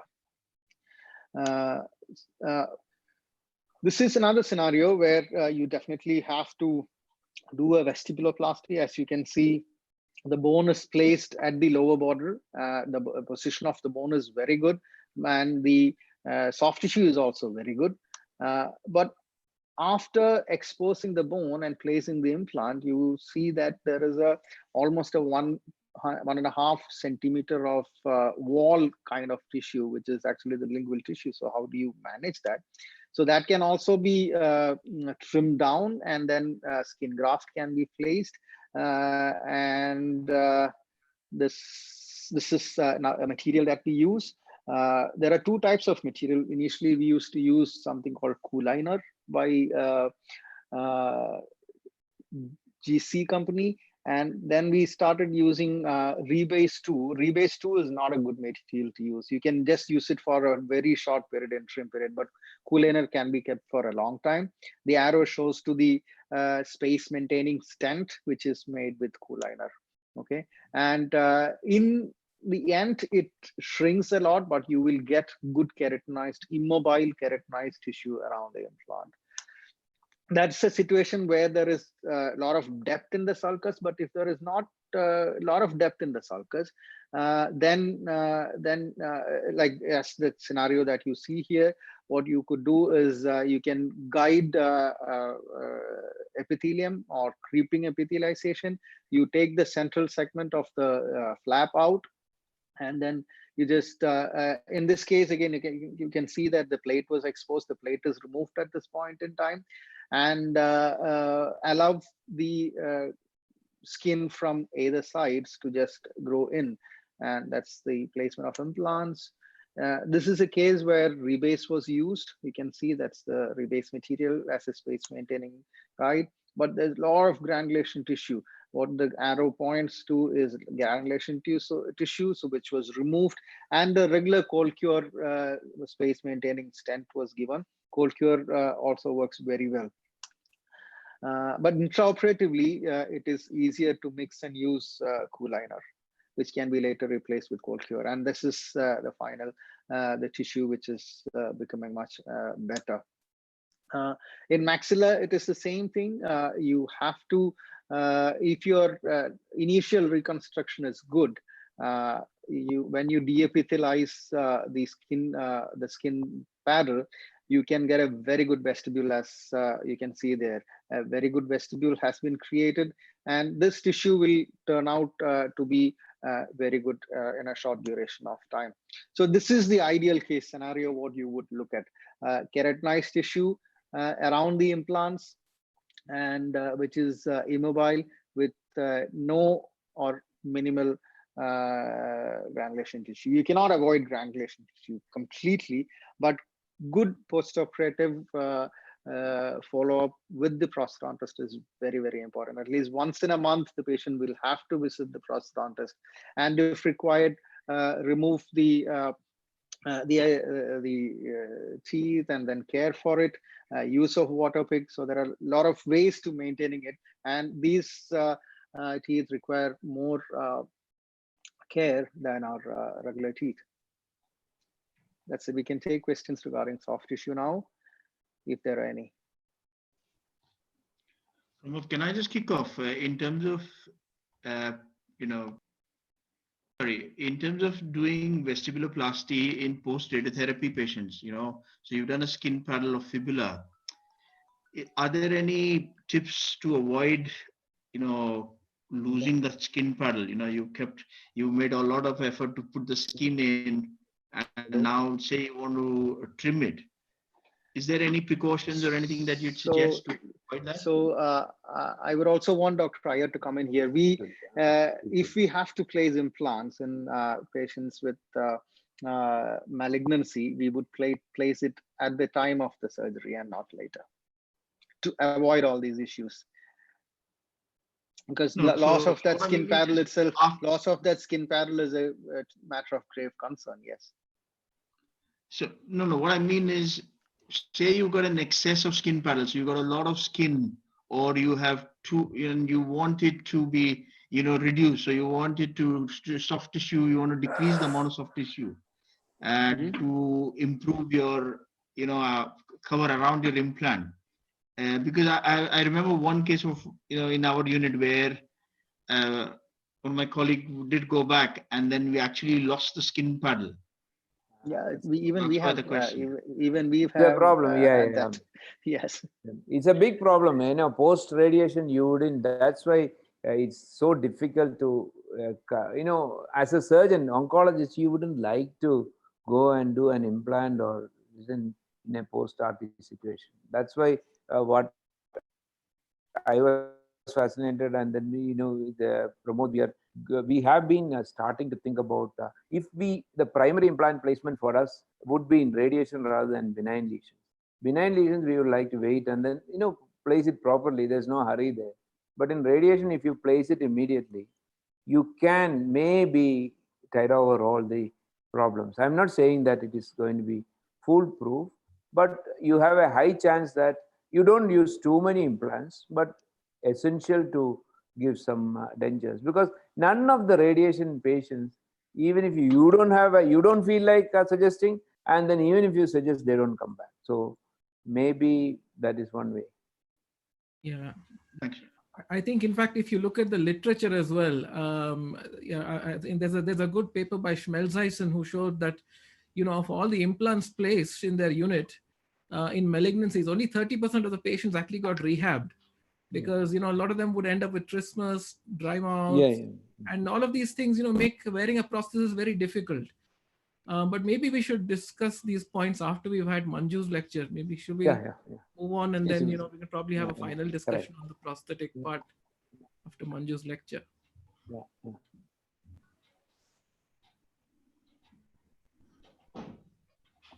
Manju, can you share screen and Manju, can you share screen and take over? Yeah. Is it audible? Can you hear me? Yes, we can. Yes, yeah.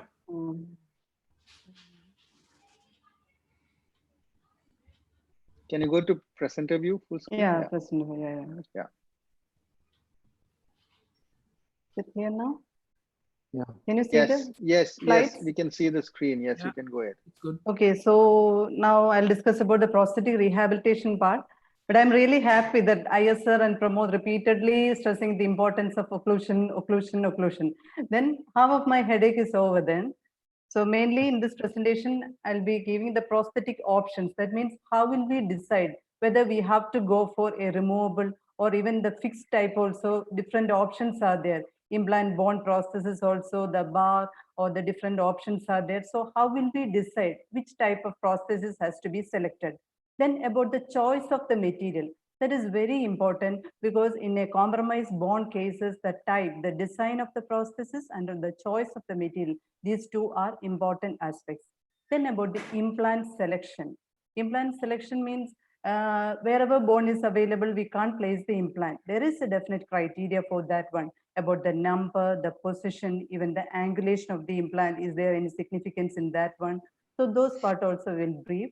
Then of course, the benefits of implant assisted prosthesis. Then if time permits, we can discuss about immediate versus delayed implant placement, then implants in irradiated jaws, all those we can discuss.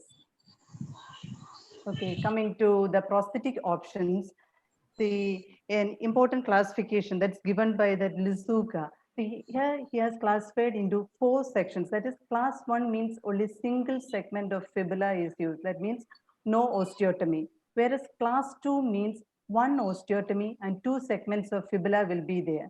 Basically, like the tooth and tissue supported dentures, here also, if the segment is less or the span of the segment is less, then we can go for a removable prosthesis or a fixed one. Whereas if the span of the fibula or the teeth replacement part, if it is more, then we have to place implants for getting proper retention and stability for the prosthesis. Again, the implant supported also, we have different options are there, whether we have to go for an overdenture. Overdenture is a removable type and hybrid denture. It's a screw retain. So I'll show the photos of different types of prosthesis also. See, already we have discussed all this, the height of the fibula, the height discrepancy between the reconstructed segment and the native alveolar bone. But now I should say, I don't have to worry about all these. Other than these surgical options, already you have discussed about the double barrel, then positioning the fibula at a little higher position with that cradle, then distraction osteogenesis. But prosthetic options are there. That means the evolutionary prosthetic designs that to compromise or to accommodate that space, we can have different designs. Different milling technologies are there to accommodate or to compensate that space. So even if we are getting a minimum of 10 millimeter height, even if the fibula is at a low level, if the position is almost okay or comparatively better, then we don't have to worry about the height of the fibula because we have this mill bar design, we can compensate for the height discrepancy. So now that is not a major issue. Then the next is the position of the fibula to get the external contour with reference to the occlusal position. In that image also we can see the position of the fibula, that needle I have shown, it's too buccally position. No? So that discrepancy up to a great extent, now we can manage with the proper treatment planning that Pramod has already explained, no? How to the maxilla, mandible with reference to the occlusion, the stent they are fabricating, all those things. So that issue also now it's almost not there.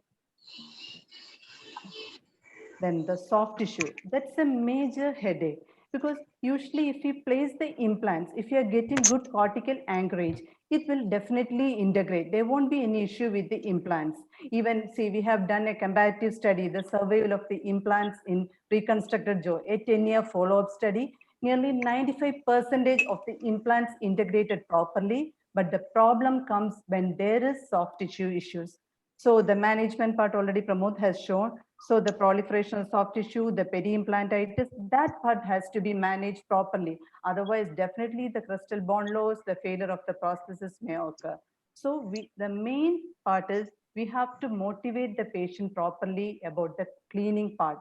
Because usually when patient comes back after 1 or 2 years, so even if they are coming in between, they'll show the case. If we remove the denture, we can see the accumulation of the plaque, calculus in it. So that maintenance part, that we have to motivate the patients properly. If they are taking care properly, if it is a removable denture or a fixed one, they can use the interdental aids. The issue of that, peri-implantitis can be solved. And the thing is, the soft tissue has to be debulked, and the skin grafting procedure also Pramod has shown. See, now we are getting very good results if we plan properly with that stereolithographic model, that reverse planning. Already Pramod and Iyer stressed the importance of occlusion, then the soft tissue management, skin grafting. So these two are the major aspects. See, here we have given a removable cast partial denture for this patient. See, if you are getting good number of teeth or an adequate number of teeth and a good framework design, we can give a cast partial denture, cast partial denture. Some disturbance in between. 1 minute, Manju. Requesting all participants kindly mute. Requesting all participants kindly mute. Thank you. Manju, carry on. Thank you. Sorry for this, Manju. Thank you. So what I'm telling is, see, if you are getting adequate number of teeth, so again, that classification I told you, the class 1, class 2, that means either a single segment of fibula or the 2 segment of fibula. That means the remaining natural teeth will be there. So we will get sufficient retention from that teeth itself. So there, the main retentive part is from the teeth itself, we are getting retention, so we don't have to rely on implants. But again, I think we've lost the sound. Is it audible now? It's audible. It is audible. You can continue. Yeah, okay. It is audible. Yes, continue. It's audible. Anjan, maybe your connection, there's an issue. Sort it out. Yes, please continue. We can listen. Yeah, the thing is, what I'm telling is the number of teeth. If there is minimum 1 or 2 teeth, if we can maintain, we can join with a bar attachment, then we can give a removable prosthesis. So the teeth. Pramod, we've lost the sound. Anjan, we can listen to her. I think you have lost your connection. Manju, you can continue. I will call Anjan. Okay. I'll continue, okay? Yeah. Okay. So the number of teeth will get the retention for the prosthesis, but the main issue is the soft tissue bed. Already you have discussed, no, the soft tissue thickness. So that stability of the prosthesis will be very less compared to the other normal alveolar bone or the attached mucosa. Can you hear me now? Okay, right. Okay. Please continue. We can hear you. Anjan, please mute your mic. Please continue. Sorry. Okay, so these are the issues with the removable denture. That is, due to that excessive soft tissue bed, the stability of the denture will be less. And another thing is the height, crown height space, that is too much. So that much acrylic, if you are keeping in that area, again, that can affect the stability of the denture. Then the masticatory inefficiency, patient discomfort, unsatisfactory aesthetics. All these are some issues with the removable denture. So in many cases, if possible, we prefer to place the implants for retaining the prosthesis in reconstructed jaws. See, this is another case of mucoepidermoid carcinoma. See, already Iyer has shown the importance of that sulcus creation and the soft tissue contour, especially in the maxilla cases. See, if you are getting too much bulk of the soft tissue, that can encroach the tongue space and may interfere with the speech and the mastication and all. So if you're getting a proper soft tissue contour, then it is very good. And also the number of teeth also, it's very important. Along with the soft tissue contour, if you're getting adequate number of teeth, then we can fairly place a good prosthesis there. See, in this case also, and the important aspect I want to show is Iyer has created the sulcus very beautifully, very nicely. Sir has created this, and the palatal contour also fairly better. So here we could give the the cast partial denture, a removable prosthesis, but adequate retention because sufficient number of remaining teeth are there and the sulcus is there and the palatal contour is comparatively better. So in such situations, we can go for a removable denture. Even if the implants are not there, the patient can have all the functional aspects in an effective way. So you all know what are the the advantages of the implant assisted prosthesis. Not in all cases we will get the support, stability or the retention. So whatever is it, implant will stabilize the prosthesis. Usually the soft tissue contour will be altered.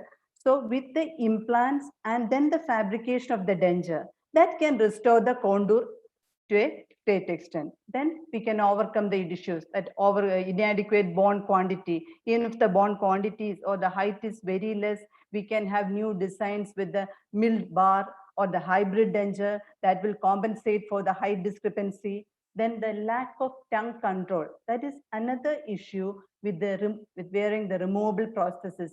Because if the tongue control is not adequate to stabilize the prosthesis, especially for the lower one, it is very, very important. So if you're placing the implants, this lack of control, even if it is not there, that is not a major issue. Then reduce the load on soft tissue, compromise by scarring, especially in the implant radiation cases and all.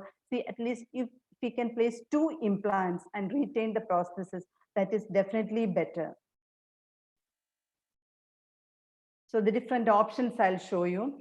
See, this is left total maxillectomy done for inverted papilloma case. See, in such situation, the thing is, it's a completely edentulous situation and the defect also, it's a comparatively bigger size. So to place an obturator or to get the retention of an obturator, it's very, very difficult because there is no teeth to get the, even from the defect also. See, always I say, when you're fabricating the obturator, the big bulb, that is not at all required. The peripheral seal of the obturator, that is very, very important than placing a huge bulb in that area. So in many cases, we won't be able to get that peripheral seal properly. And another thing is, see, if teeth are there, we'll get some amount of retention. Without teeth and without some amount of retention from that defect, nothing can be done without implants. See, in this case, what we have done is, here we have placed the immediate loading novel active implants, and immediately after surgery, we have given a plate. That's a temporary plate we have given. And actually the early loading, that means we have placed after 1 month itself, we have fabricated the denture and we have given a implant supported or implant assisted prosthesis we have given for this patient. So in such situation, the implant is the only option. Without that, we can't do anything. We can't give an obturator without that implant for retention. Then rehabilitation, the zygomatic and dental implants. Already Pramod has shown this picture. So in this case also, see, there is no soft tissue or the bony flap as a prosthodontist. I can't place an obturator here. So already Pramod has placed the zygomatic implant he has shown. Then immediately after surgery, by the time the cast, the bar, all those things are fabricated, we can give a screw retained acrylic plate. That prosthesis can be given immediately after surgery. And see the early loading. That means after 1 or 2 weeks, we can cast the bar, and with a bar and clip attachment, we can give the denture with an obturator. So in such situation also, implant is a great, great boon. So without that, we can't give a prosthesis or we can't give an obturator. So there we have given a bar and clip retained removable denture with obturator. See, the patient is very happy. This also Pramod has shown the secondary maxillary with soft tissue flap and zygomatic implants. Here also the other thing is the first quadrant, we are getting almost intact bone for placing implants. And the other side, we have kept the zygomatic implant. So one side, the normal dental implants placed, and here also the active implants placed, and we were getting very good quality of bone. And here we have placed 2 zygomatic implants. So since the implant number, we are getting adequate number of implants for retaining the prosthesis, and the first quadrant, we are getting a good quality bone. See, after placement. So here we have given a screw retain fixed prosthesis. So usually for many cases in the maxilla, sometimes we have to go, even if you place an implant, we have to give an overdenture type of design, removable type of prosthesis in compromised bone. But here we are getting sufficient implant support from the normal bone and also from the zygomatic bone. So we have given a screw retain prosthesis. Again, that also, it's a removable one. That means it's a fixed removable type, the screw retain one. So if we want, if the patient is having any issue, we can remove it later and do some modifications later. But it's a fixed type. We are getting very good occlusion for this patient, and aesthetics also, the patient is really well. Then about the implant number, how will we decide how many number of implants has to be given? See, one thing I forgot to tell about the previous discussion about the implants in growing stage or the young children. What I wanted to tell is, see, in the growing stage, even if we are placing the implant, we try to minimize the number of implants for giving that interim prosthesis. Usually, just like in ectodermal dysplasia cases, we place 2 implants and give an interim prosthesis. And that has to be frequently changed when till the patient is 15 or 16 years of age. So by that time, the patient is, say after 16 or 17 years old, then we will place additional implants for getting the definitive prosthesis. So initially, we place only minimum number of implants for retaining the temporary prosthesis. Later only, we increase the implant number for the permanent prosthesis. So that I want to add along with the previous discussion. Then about the implant number, see, the MISH guideline is mainly 4 factors we have to consider. That is basically for the normal mandible he has written. One is try to minimize the cantilever. That means the unsupported extent of the denture, fixed or removable, whatever is it, that has to be reduced. So reduce the number of cantilever. The second is the key implant positions, the canine molar position. That means the canine area, that is the piriform area, there we are getting a good quality bone, usually we get. And the molar also, when we are considering the force or the biomechanical factors, the second premolar, molar area, it's comparatively better. That also we have to consider. Then the pontics also. The pontic number, in MISH principle, they have given 2 pontics for the 2 implants. That means replacement teeth should be, maximum should be 2 in number. We don't have to go beyond that. Then the arch dynamics also he has considered. But in this reconstructed segment, many cases we can't go according to this basic principle. So I'll show one case. I think already the surgical part Pramod has shown. So in this case, see, the fibula was perforated or resorbed in between. So again, augmented with iliac crest, and later the implants placed, the coulina. So that part also Pramod stressed, that the importance of getting proper sulcus. See, but the prosthodontic point of view, the main drawback is the angulation of the implants in a zigzag way. See, here in the piriform region, we were getting some bone, and here near that first quadrant region, we are getting some bone, the zygomatic implant. So the angulation of the implant, we can't do anything. But now again, the use of multi-unit abutment. Shivraj ಕುಮಾರ್ನ ಅಲ್ಲ ಶಿವರಾಜ್ ಕುಮಾರ್ ಬಂದಾರ ಸಾಮಾನ್ಯ ಮನುಷ್ಯನ ಅದೇ ಇದಾಗಿರ್ತಲ್ಲ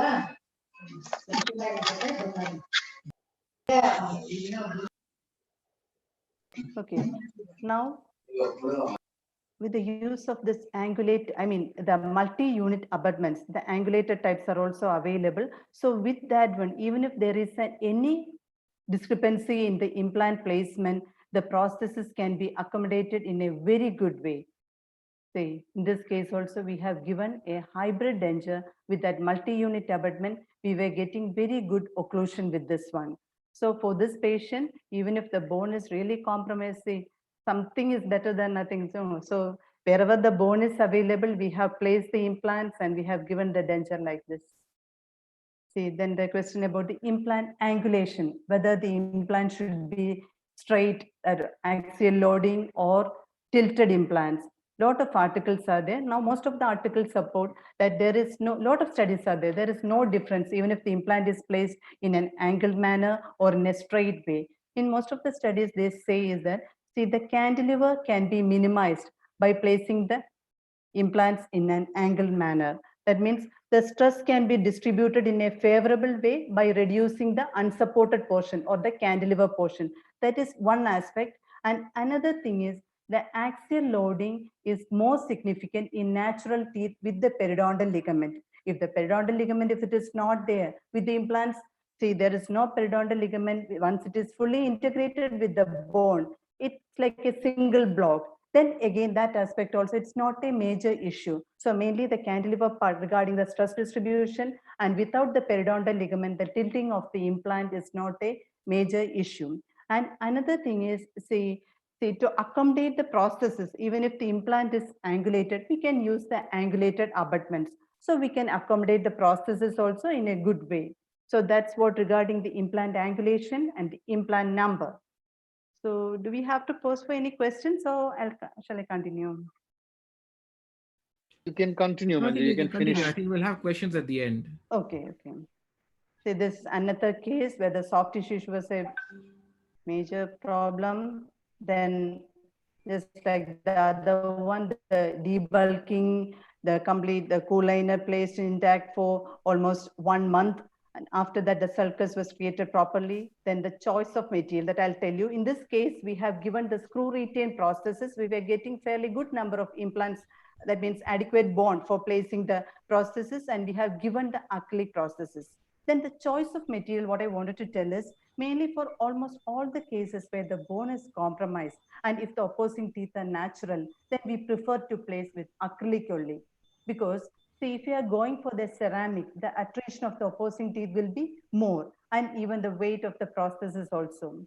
But another thing, that important factor we have to consider is the choice of material for the metal part, the metal fabrication, even if it is a hybrid denture or the Paris bar or the implant bar denture, if we can go for titanium, it is 100% better, because the weight of titanium is very less. Even if I say the cost factor, it's not very high. See, I don't know the exact cost, but when I see that much, it's not that much difference is not there. So if we can go for the titanium casting and the acrylic overdenture, or if it is a hybrid denture means an framework with titanium will be there, over which the acrylic will be wrapped around and the screw retain prosthesis can be given. So that is a good option. But in one case where I have shown before, the maxillectomy with zygoma implants and 3 conventional implants we place, in that case we have given the ceramic. And the occlusion part, because one side completely the native bone we were getting, and only 2 zygoma implant, and we are getting very good occlusion, and the implant protected occlusion. See the occlusion, but I'm not going to the details, the group function or the implant protected occlusion, all those things. So if you're giving the occlusion in a perfect way, and if you're getting adequate bone support, and if sufficient number of implants are there, then only we have to go for ceramic. Of course, biocompatibility, that is aesthetic point of view, ceramic is definitely better. And another issue with the acrylic is the microbial or the bacterial colonization, that is more in acrylic.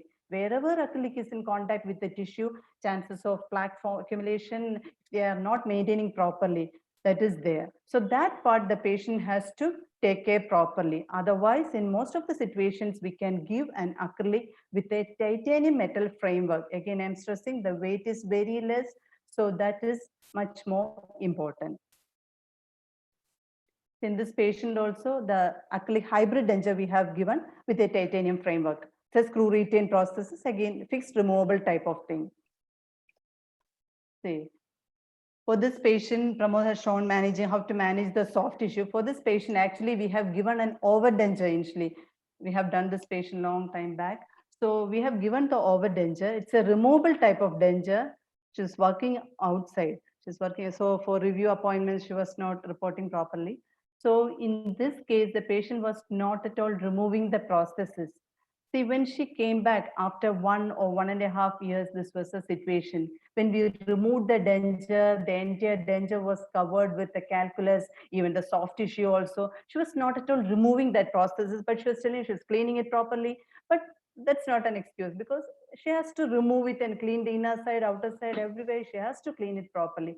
So even if the implant's integrated properly, the tissue, if it proliferates like this, we can't do anything. See the management of soft tissue, the Pramod explained this. Then later we have given an overdenture. See again, overdenture, if sufficient number of teeth are there, we'll get sufficient retention from the implant itself. Otherwise, we can go for an implant retained with cast partial denture also. That means from the remaining natural teeth, a cast partial framework can be extended and that we can connect to this implant. That is also another option. Then one more type of prosthesis I'd like to show is implant bar overdenture. This is a case of unicystic ameloblastoma of right mandible. See, after proper treatment planning and all, we were getting the occlusion almost perfectly. And the implant height also, nearly 13 mm height we were getting. The soft tissue part managed well with the skin grafting. See the beautiful healing of soft tissue after 1 month. See, the design is, we are giving a CAD/CAM mill bar. So beneath that bar, we are getting adequate space for using that interdental aids also, over which we can use that locator abutment also. You can see over that bar attachment to that locator abutment, we can place the prosthesis. See, we are getting very good occlusion with that one. In most of the mandibular cases, we can go for this one. This is the best option because we can clean it properly. At the same time, even if the patient is not removing it daily, it's not a major issue because that cleaning, if they're using the interdental aids in between, it's okay.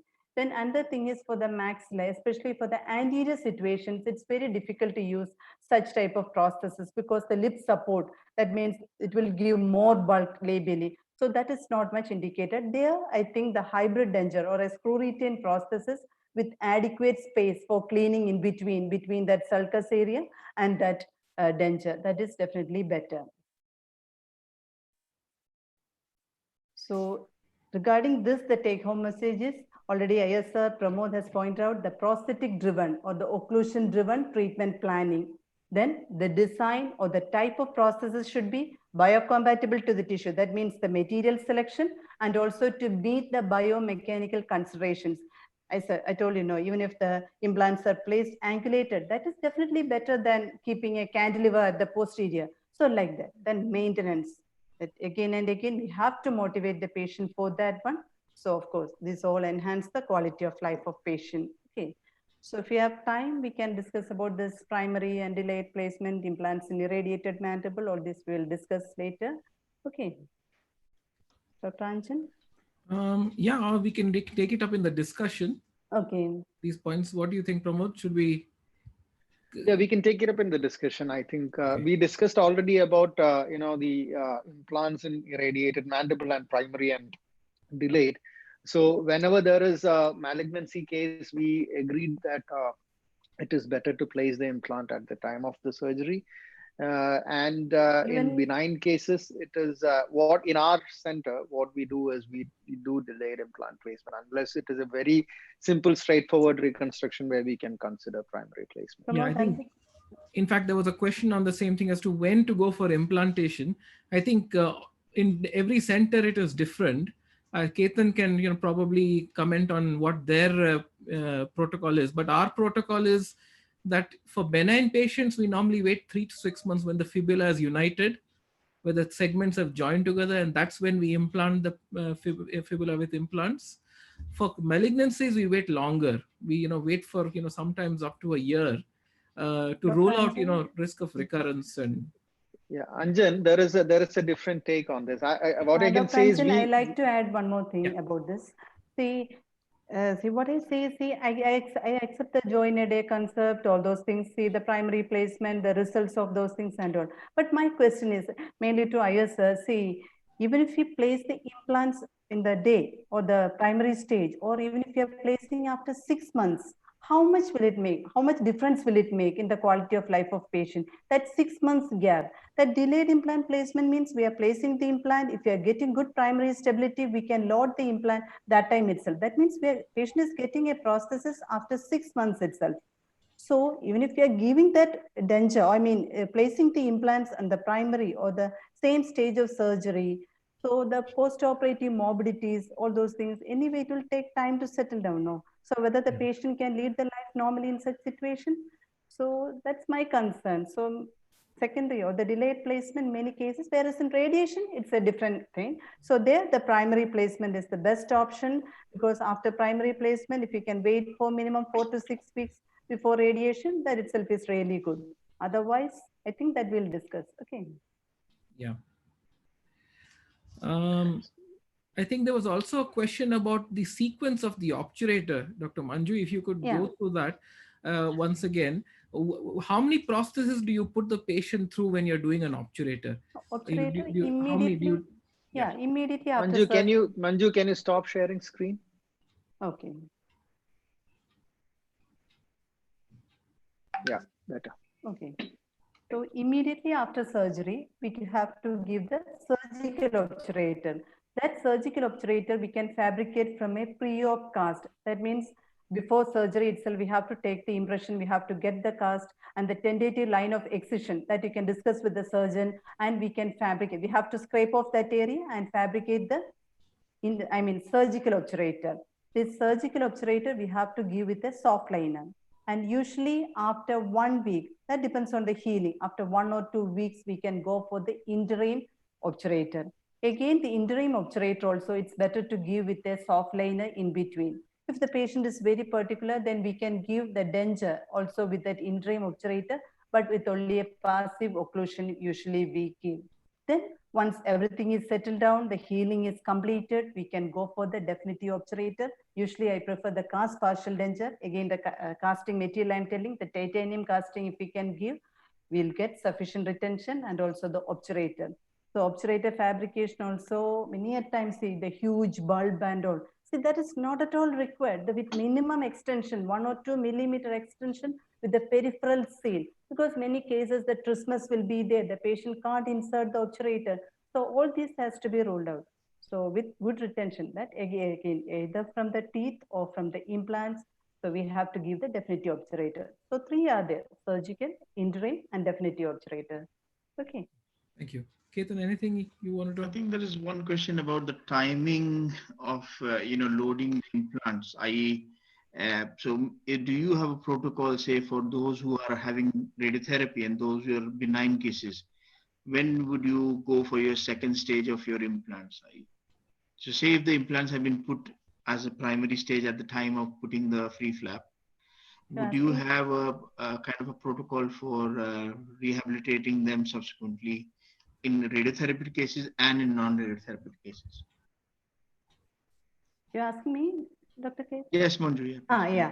So in Amrita, usually ISR won't encourage to place implants in malignant cases, especially if the patient is going for radiotherapy. Only very few cases we have placed the implants primarily before radiation. Whereas in most of the malignant case, benign cases, what we are doing is once the flap is consolidated, usually after 6 months itself, we place the implants, and if you are getting good primary stability with the implants, we go for the temporary prosthesis. That means after 6 months itself, the patient can have the function, everything normally. So we don't have to wait for another 3 months for the integration of the only thing is sufficient primary stability of the implant. That is very important. Whereas for the radiation patients, already Pramod has shown one picture, no? So the multiple implants placed. So there, the primary implants placement is more advocated. Whereas for the benign cases, usually we follow the delayed placement protocol. Only in 1 or 2 cases, we had tried the primary placement. But again, as you know, the same question, see that 6 month gap, how much difference will it make in the quality of life of patient? I accept the other concept and all, even the success rate also we are reading, but that doubt is there. Manju, if I can add to that, see, the advantage of waiting for 3 months, you asked when we would place the implant. We place as early as 3 months after the surgery. We are placing load-bearing plates here.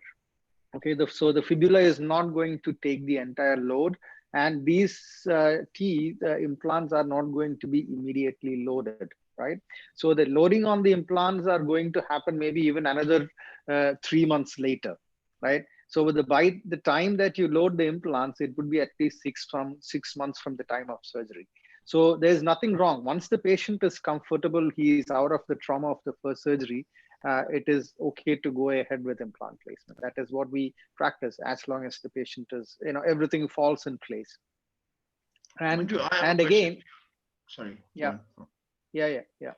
Manju, is for, in zygomatic implants, our restorative dentist consultants are quite keen that you have a cross arch stabilization with an implant rather than just having two zygomatic implants and then I have a cross arch. So if it's a fully dentate, so say we've done a partial maxillectomy in a posterior segment on the left, but the patient is fully dentate on the right, and you've been rehabbed with two zygomatic implants and maybe a radial forearm flap. They sometimes even suggest that we take a tooth out and put an implant in. What is your take on that? Yeah, thing is, see, if you are placing two implants and if you are the first quadrant, the teeth are intact. No, that's the situation you are telling. No. That's So correct. there we are getting the cross-arch stabilization. No, because from the palatal area, mainly the support is from the horizontal part of the palatine bone, that primary stress-bearing area. So that part up to a great extent, but not the entire palate we are getting. So there from that part and the opposing side also, if you can give. See, with two zygoma implants alone, we can't go for a fixed denture, or even a hybrid denture also with two zygoma implants. It's very difficult if the entire second quadrant, if it is not there. If the teeth are there in the first quadrant with those two zygomatic implants, the preferred mode of treatment is the zygoma implant with a cast partial denture. That means the retention we are getting from the teeth as well as from the implants. So there the cross-arch stabilization we are getting adequately both from the teeth and also from the zygoma implants. There we are not going for an overdenture with that zygoma retention alone. So in that way, we can make use of the teeth as well as the zygoma implant. That is definitely a better design than going for the retention from zygoma alone. Anjan, do you have any take on that? Yeah, there was only one comment I had. I work with Dr. P.C. Jacob, Manju, who you know. Yeah, I know. And we have big fans of using tissue level implants. Okay. Because one of the problems with peri-implantitis, I think if you use tissue level implants, because you have a polished collar, you tend to have a lot less problems with peri-implant. It's not that it goes away. The peri-implant problems are still there, but they are less. Yeah. But again, the problem is not with the implants now, implant collar and all the soft tissue. It's not like your attached mucosa. That's the major concern. I know, it's not like the implant design alone. Soft tissue. No, it's not a magical cure. No, it's not a magical cure, but it does make it a little. Implant, even if it's a tissue level, that doesn't make much difference. That's what I feel, because the soft tissue part has to be taken care of properly. Yeah. So since you brought Dr. PC's name here, he had sent a message, private message saying that he's been using Rebase 2 for a long time and he hasn't had problems with it. Now, let me tell you. See, we started using Cooliner after Dr. PC told us to use Cooliner, and we started using Rebase as per his advice. We have placed Rebase at the time of vestibuloplasty. When you place the implant for the intraoperative stent, space maintaining stent, we have used Rebase. And each and every patient had severe granulomatous tissue reaction. Okay, so what initially 1 or 2 cases, we just observed it. Then we thought it could be Rebase, and then the moment we took the Rebase out, curated everything out, and put a acrylic spacer, things became better. So it is an observation that we have had. Manju, you have seen the tissue reaction with Rebase, right? Yeah, so we went back to Cooliner. But the thing is, after 1 week, if you're removing that one and replacing with an acrylic stent with the beautiful contour of the tissue and all, then there is no issue. The only thing is, if you're keeping that thing for a long time, then the tissue will be... Even 3 weeks, even at 3 weeks, we have seen severe, granulomatous reaction. I think it's an observation. There were one or two wind-up questions for Dr. Iyer, which I think we missed out earlier. So there was one about the growth of the mandible. In a pediatric patient, if you rehab patients with a fibula, does the mandible grow normally? What's your experience, sir, with that? Dr. Iyer? You need to unmute yourself, sir. Oh, I'm sorry.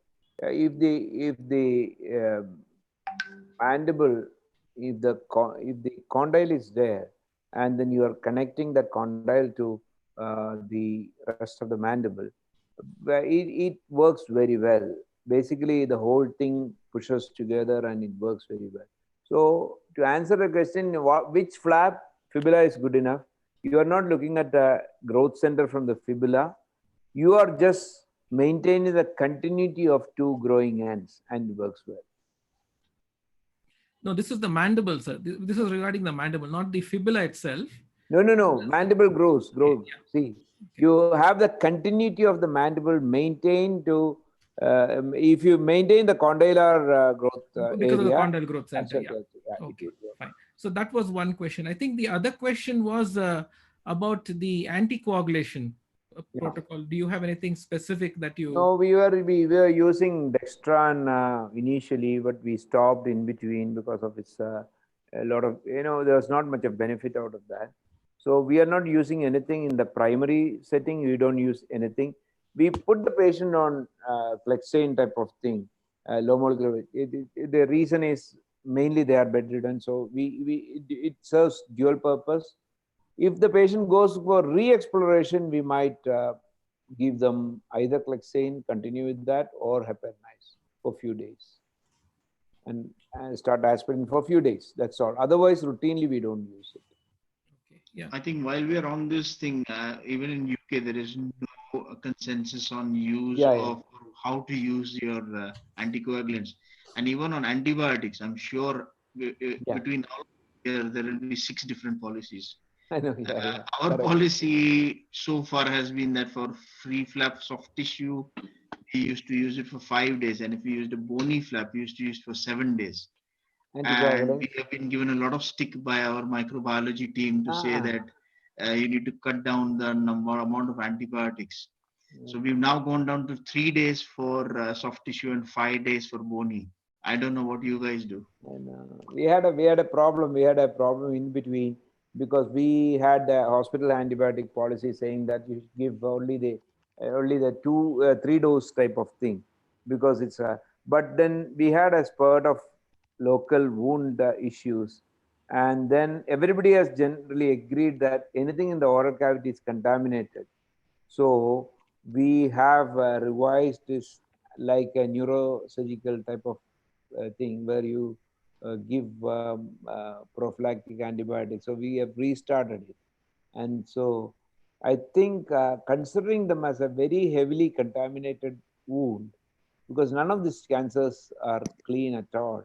So we have a hospital antibiotic committee has agreed for us to restart the antibiotic program. So how long do you give it now, sir?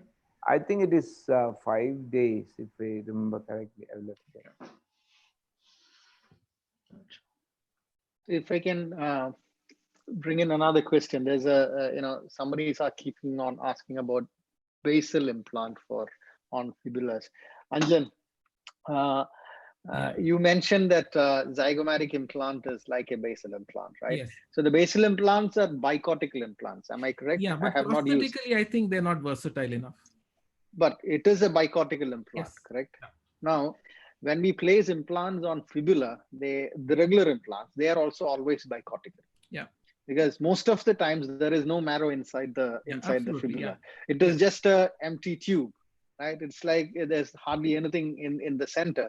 So what you're going to do is you're going to engage the top cortex and you're going to engage the lower cortex. Only then you get stability. Yeah. And if you get both the cortices as well, your torque is more than 40 to 50 usually. And you can, if that is the case, can be primarily loaded. Yeah. Right.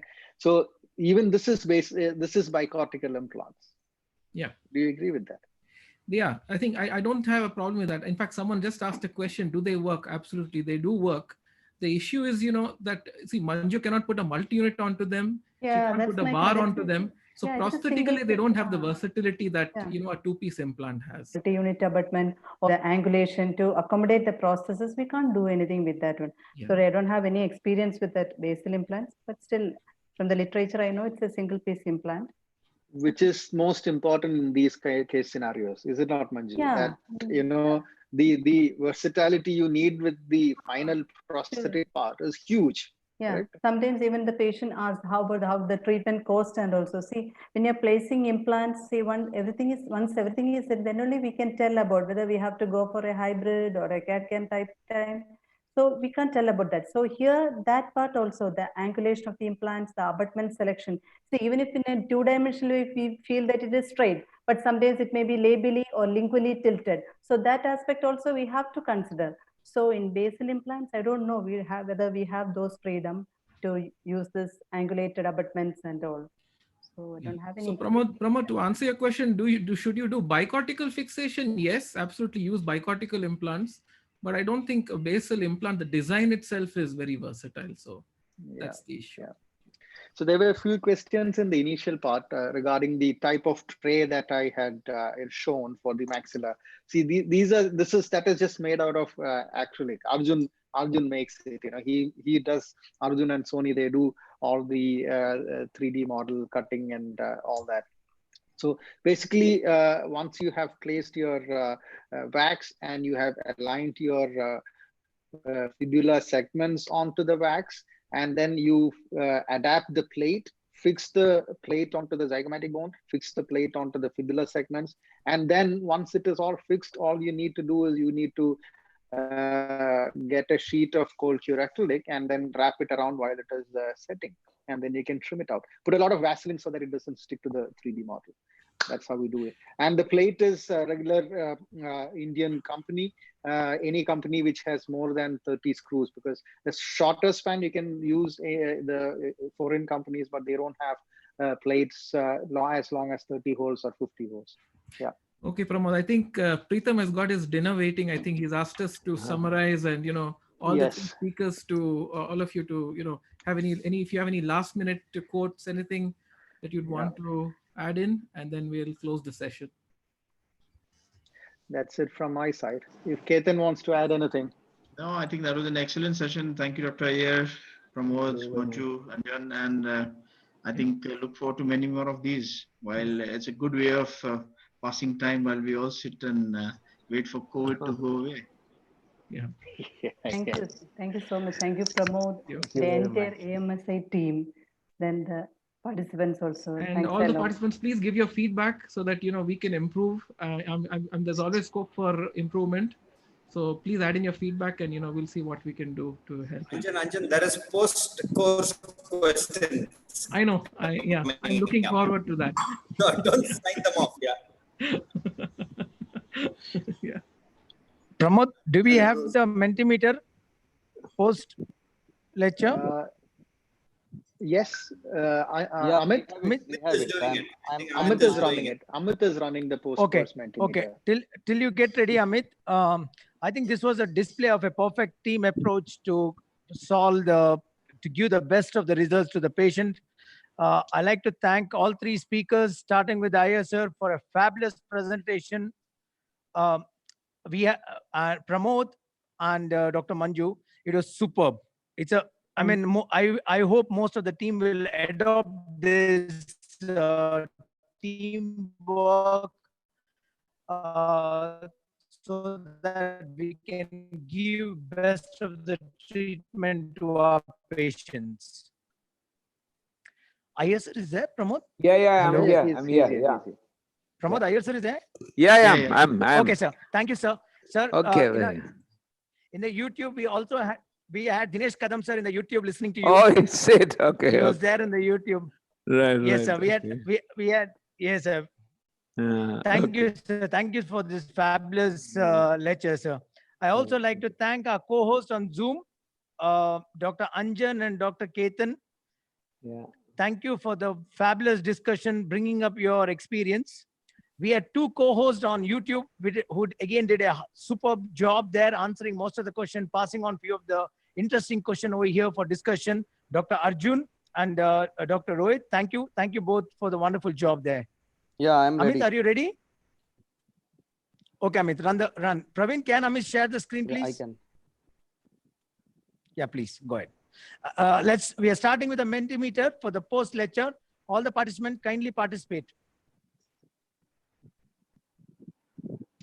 So the code for the Mentimeter is 753270. It's displayed Can you all see the screen? Can you all? Yeah. Wait for a second. Wait for Yeah. 20 seconds. And Yeah. Amit, for Can the you all see the screen? for the YouTube people to come in, wait for some time. Pramod, can you all see the screen? Yes, we can Yeah, see the screen. Okay. Okay. So right now people are joining in Mentimeter app, and Yeah. as of Now the now, YouTube people 31. will start joining in. Yes. You can play the question now, I think. Yes.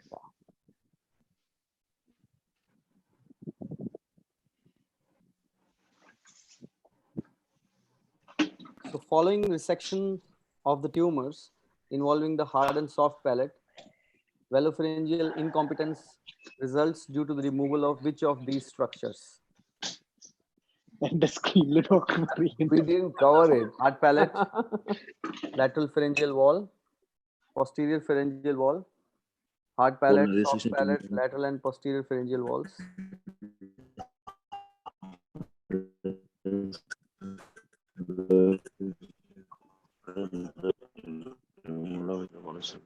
Hard palate, soft palate, lateral pharyngeal wall. I request everyone to please mute on Zoom.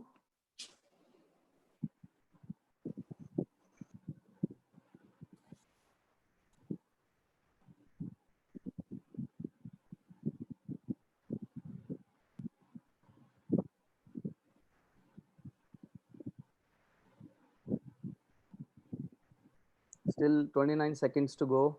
People are still answering.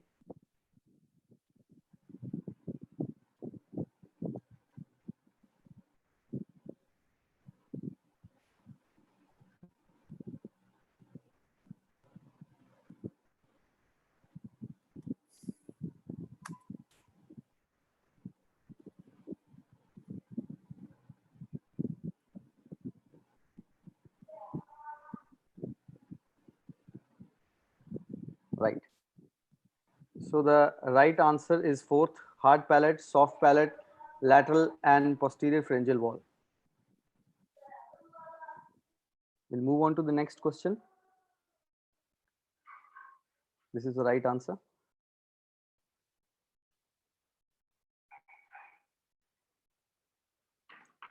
So next question is, what is the main contraindication of placing non-vascularized bone grafts in segmental resection of the mandible? Length of the defect, placement of implants, need for adjuvant radiation, none of the above. I believe that this question was very nicely taken up by all our hosts and co-hosts in the discussion part. Should be answered by most of the people correctly.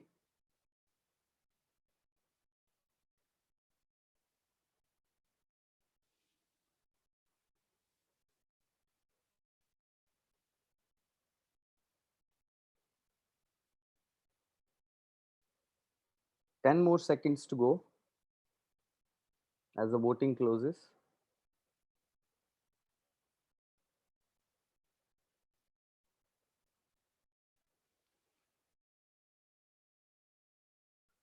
So the right answer is need for the adjuvant radiation. It was clearly discussed since it is a non-vascularized bone graft. So radiation has a risk of osteoradionecrosis, and the flap might be lost.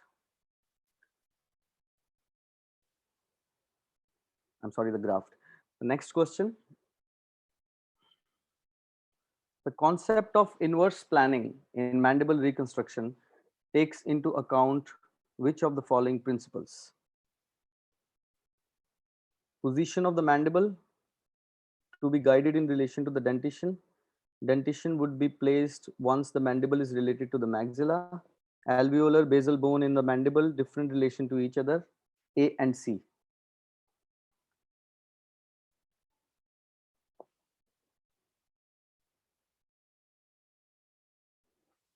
Inverse denture planning is also called as Jugaad technique. This article was published by Vinay V. Kumar in Journal of Maxillofacial and Oral Surgery.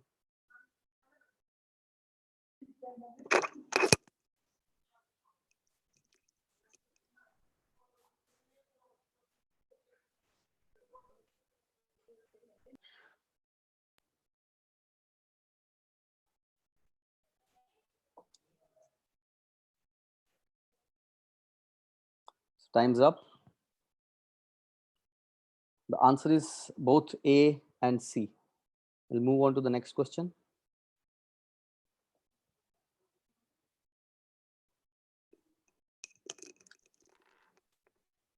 Which flap is considered the workhorse of head and neck reconstruction? This is a very common question. Deltopectoral flap, pectoralis major flap, fibula free flap, all of the above.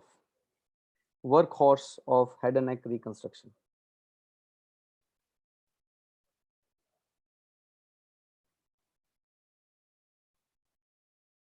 This is a very commonly asked question. I'm sure people will be knowing it. 30 more seconds to go.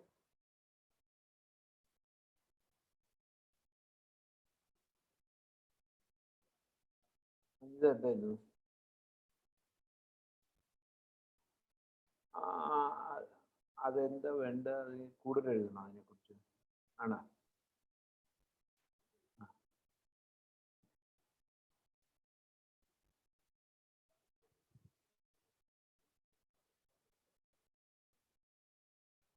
Time's up. So definitely 34 people have answered it correctly. Pectoralis major flap. It's a workhorse invented by Aryan. We move on to the next question.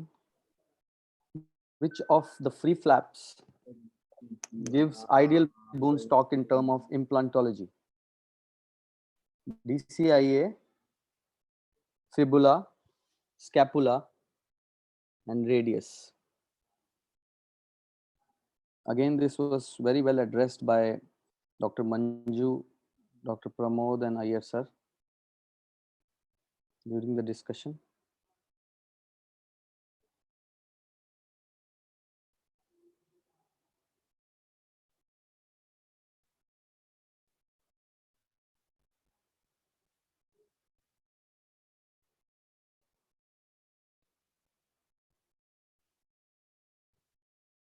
Fifteen more seconds to go, guys.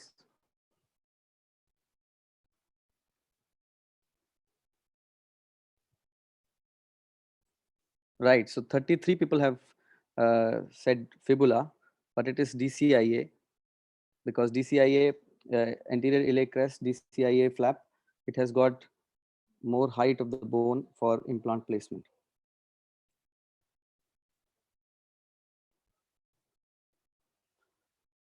Move on to the next question. Which is the most appropriate indication for mandibular reconstruction? Defect of the anterior arch, lateral segmental defect in a patient with trismus, composite defect after buccal mucosa resection, none of the above. 29 people have answered it correctly, defect of the anterior arch. That is an absolute indication for reconstruction by free fibula. So thank you so much for taking this post-test questions. Thank you very much.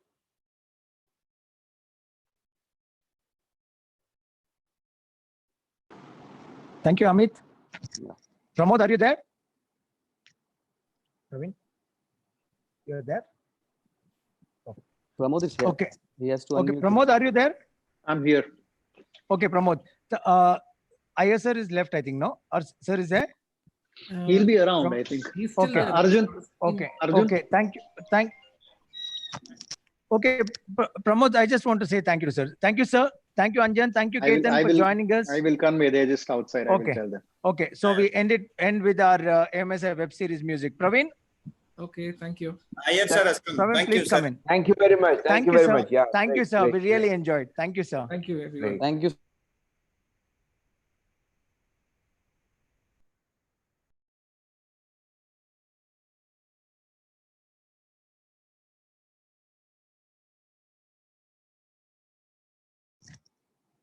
Praveen, are you there? Music is coming. Yeah, thank you.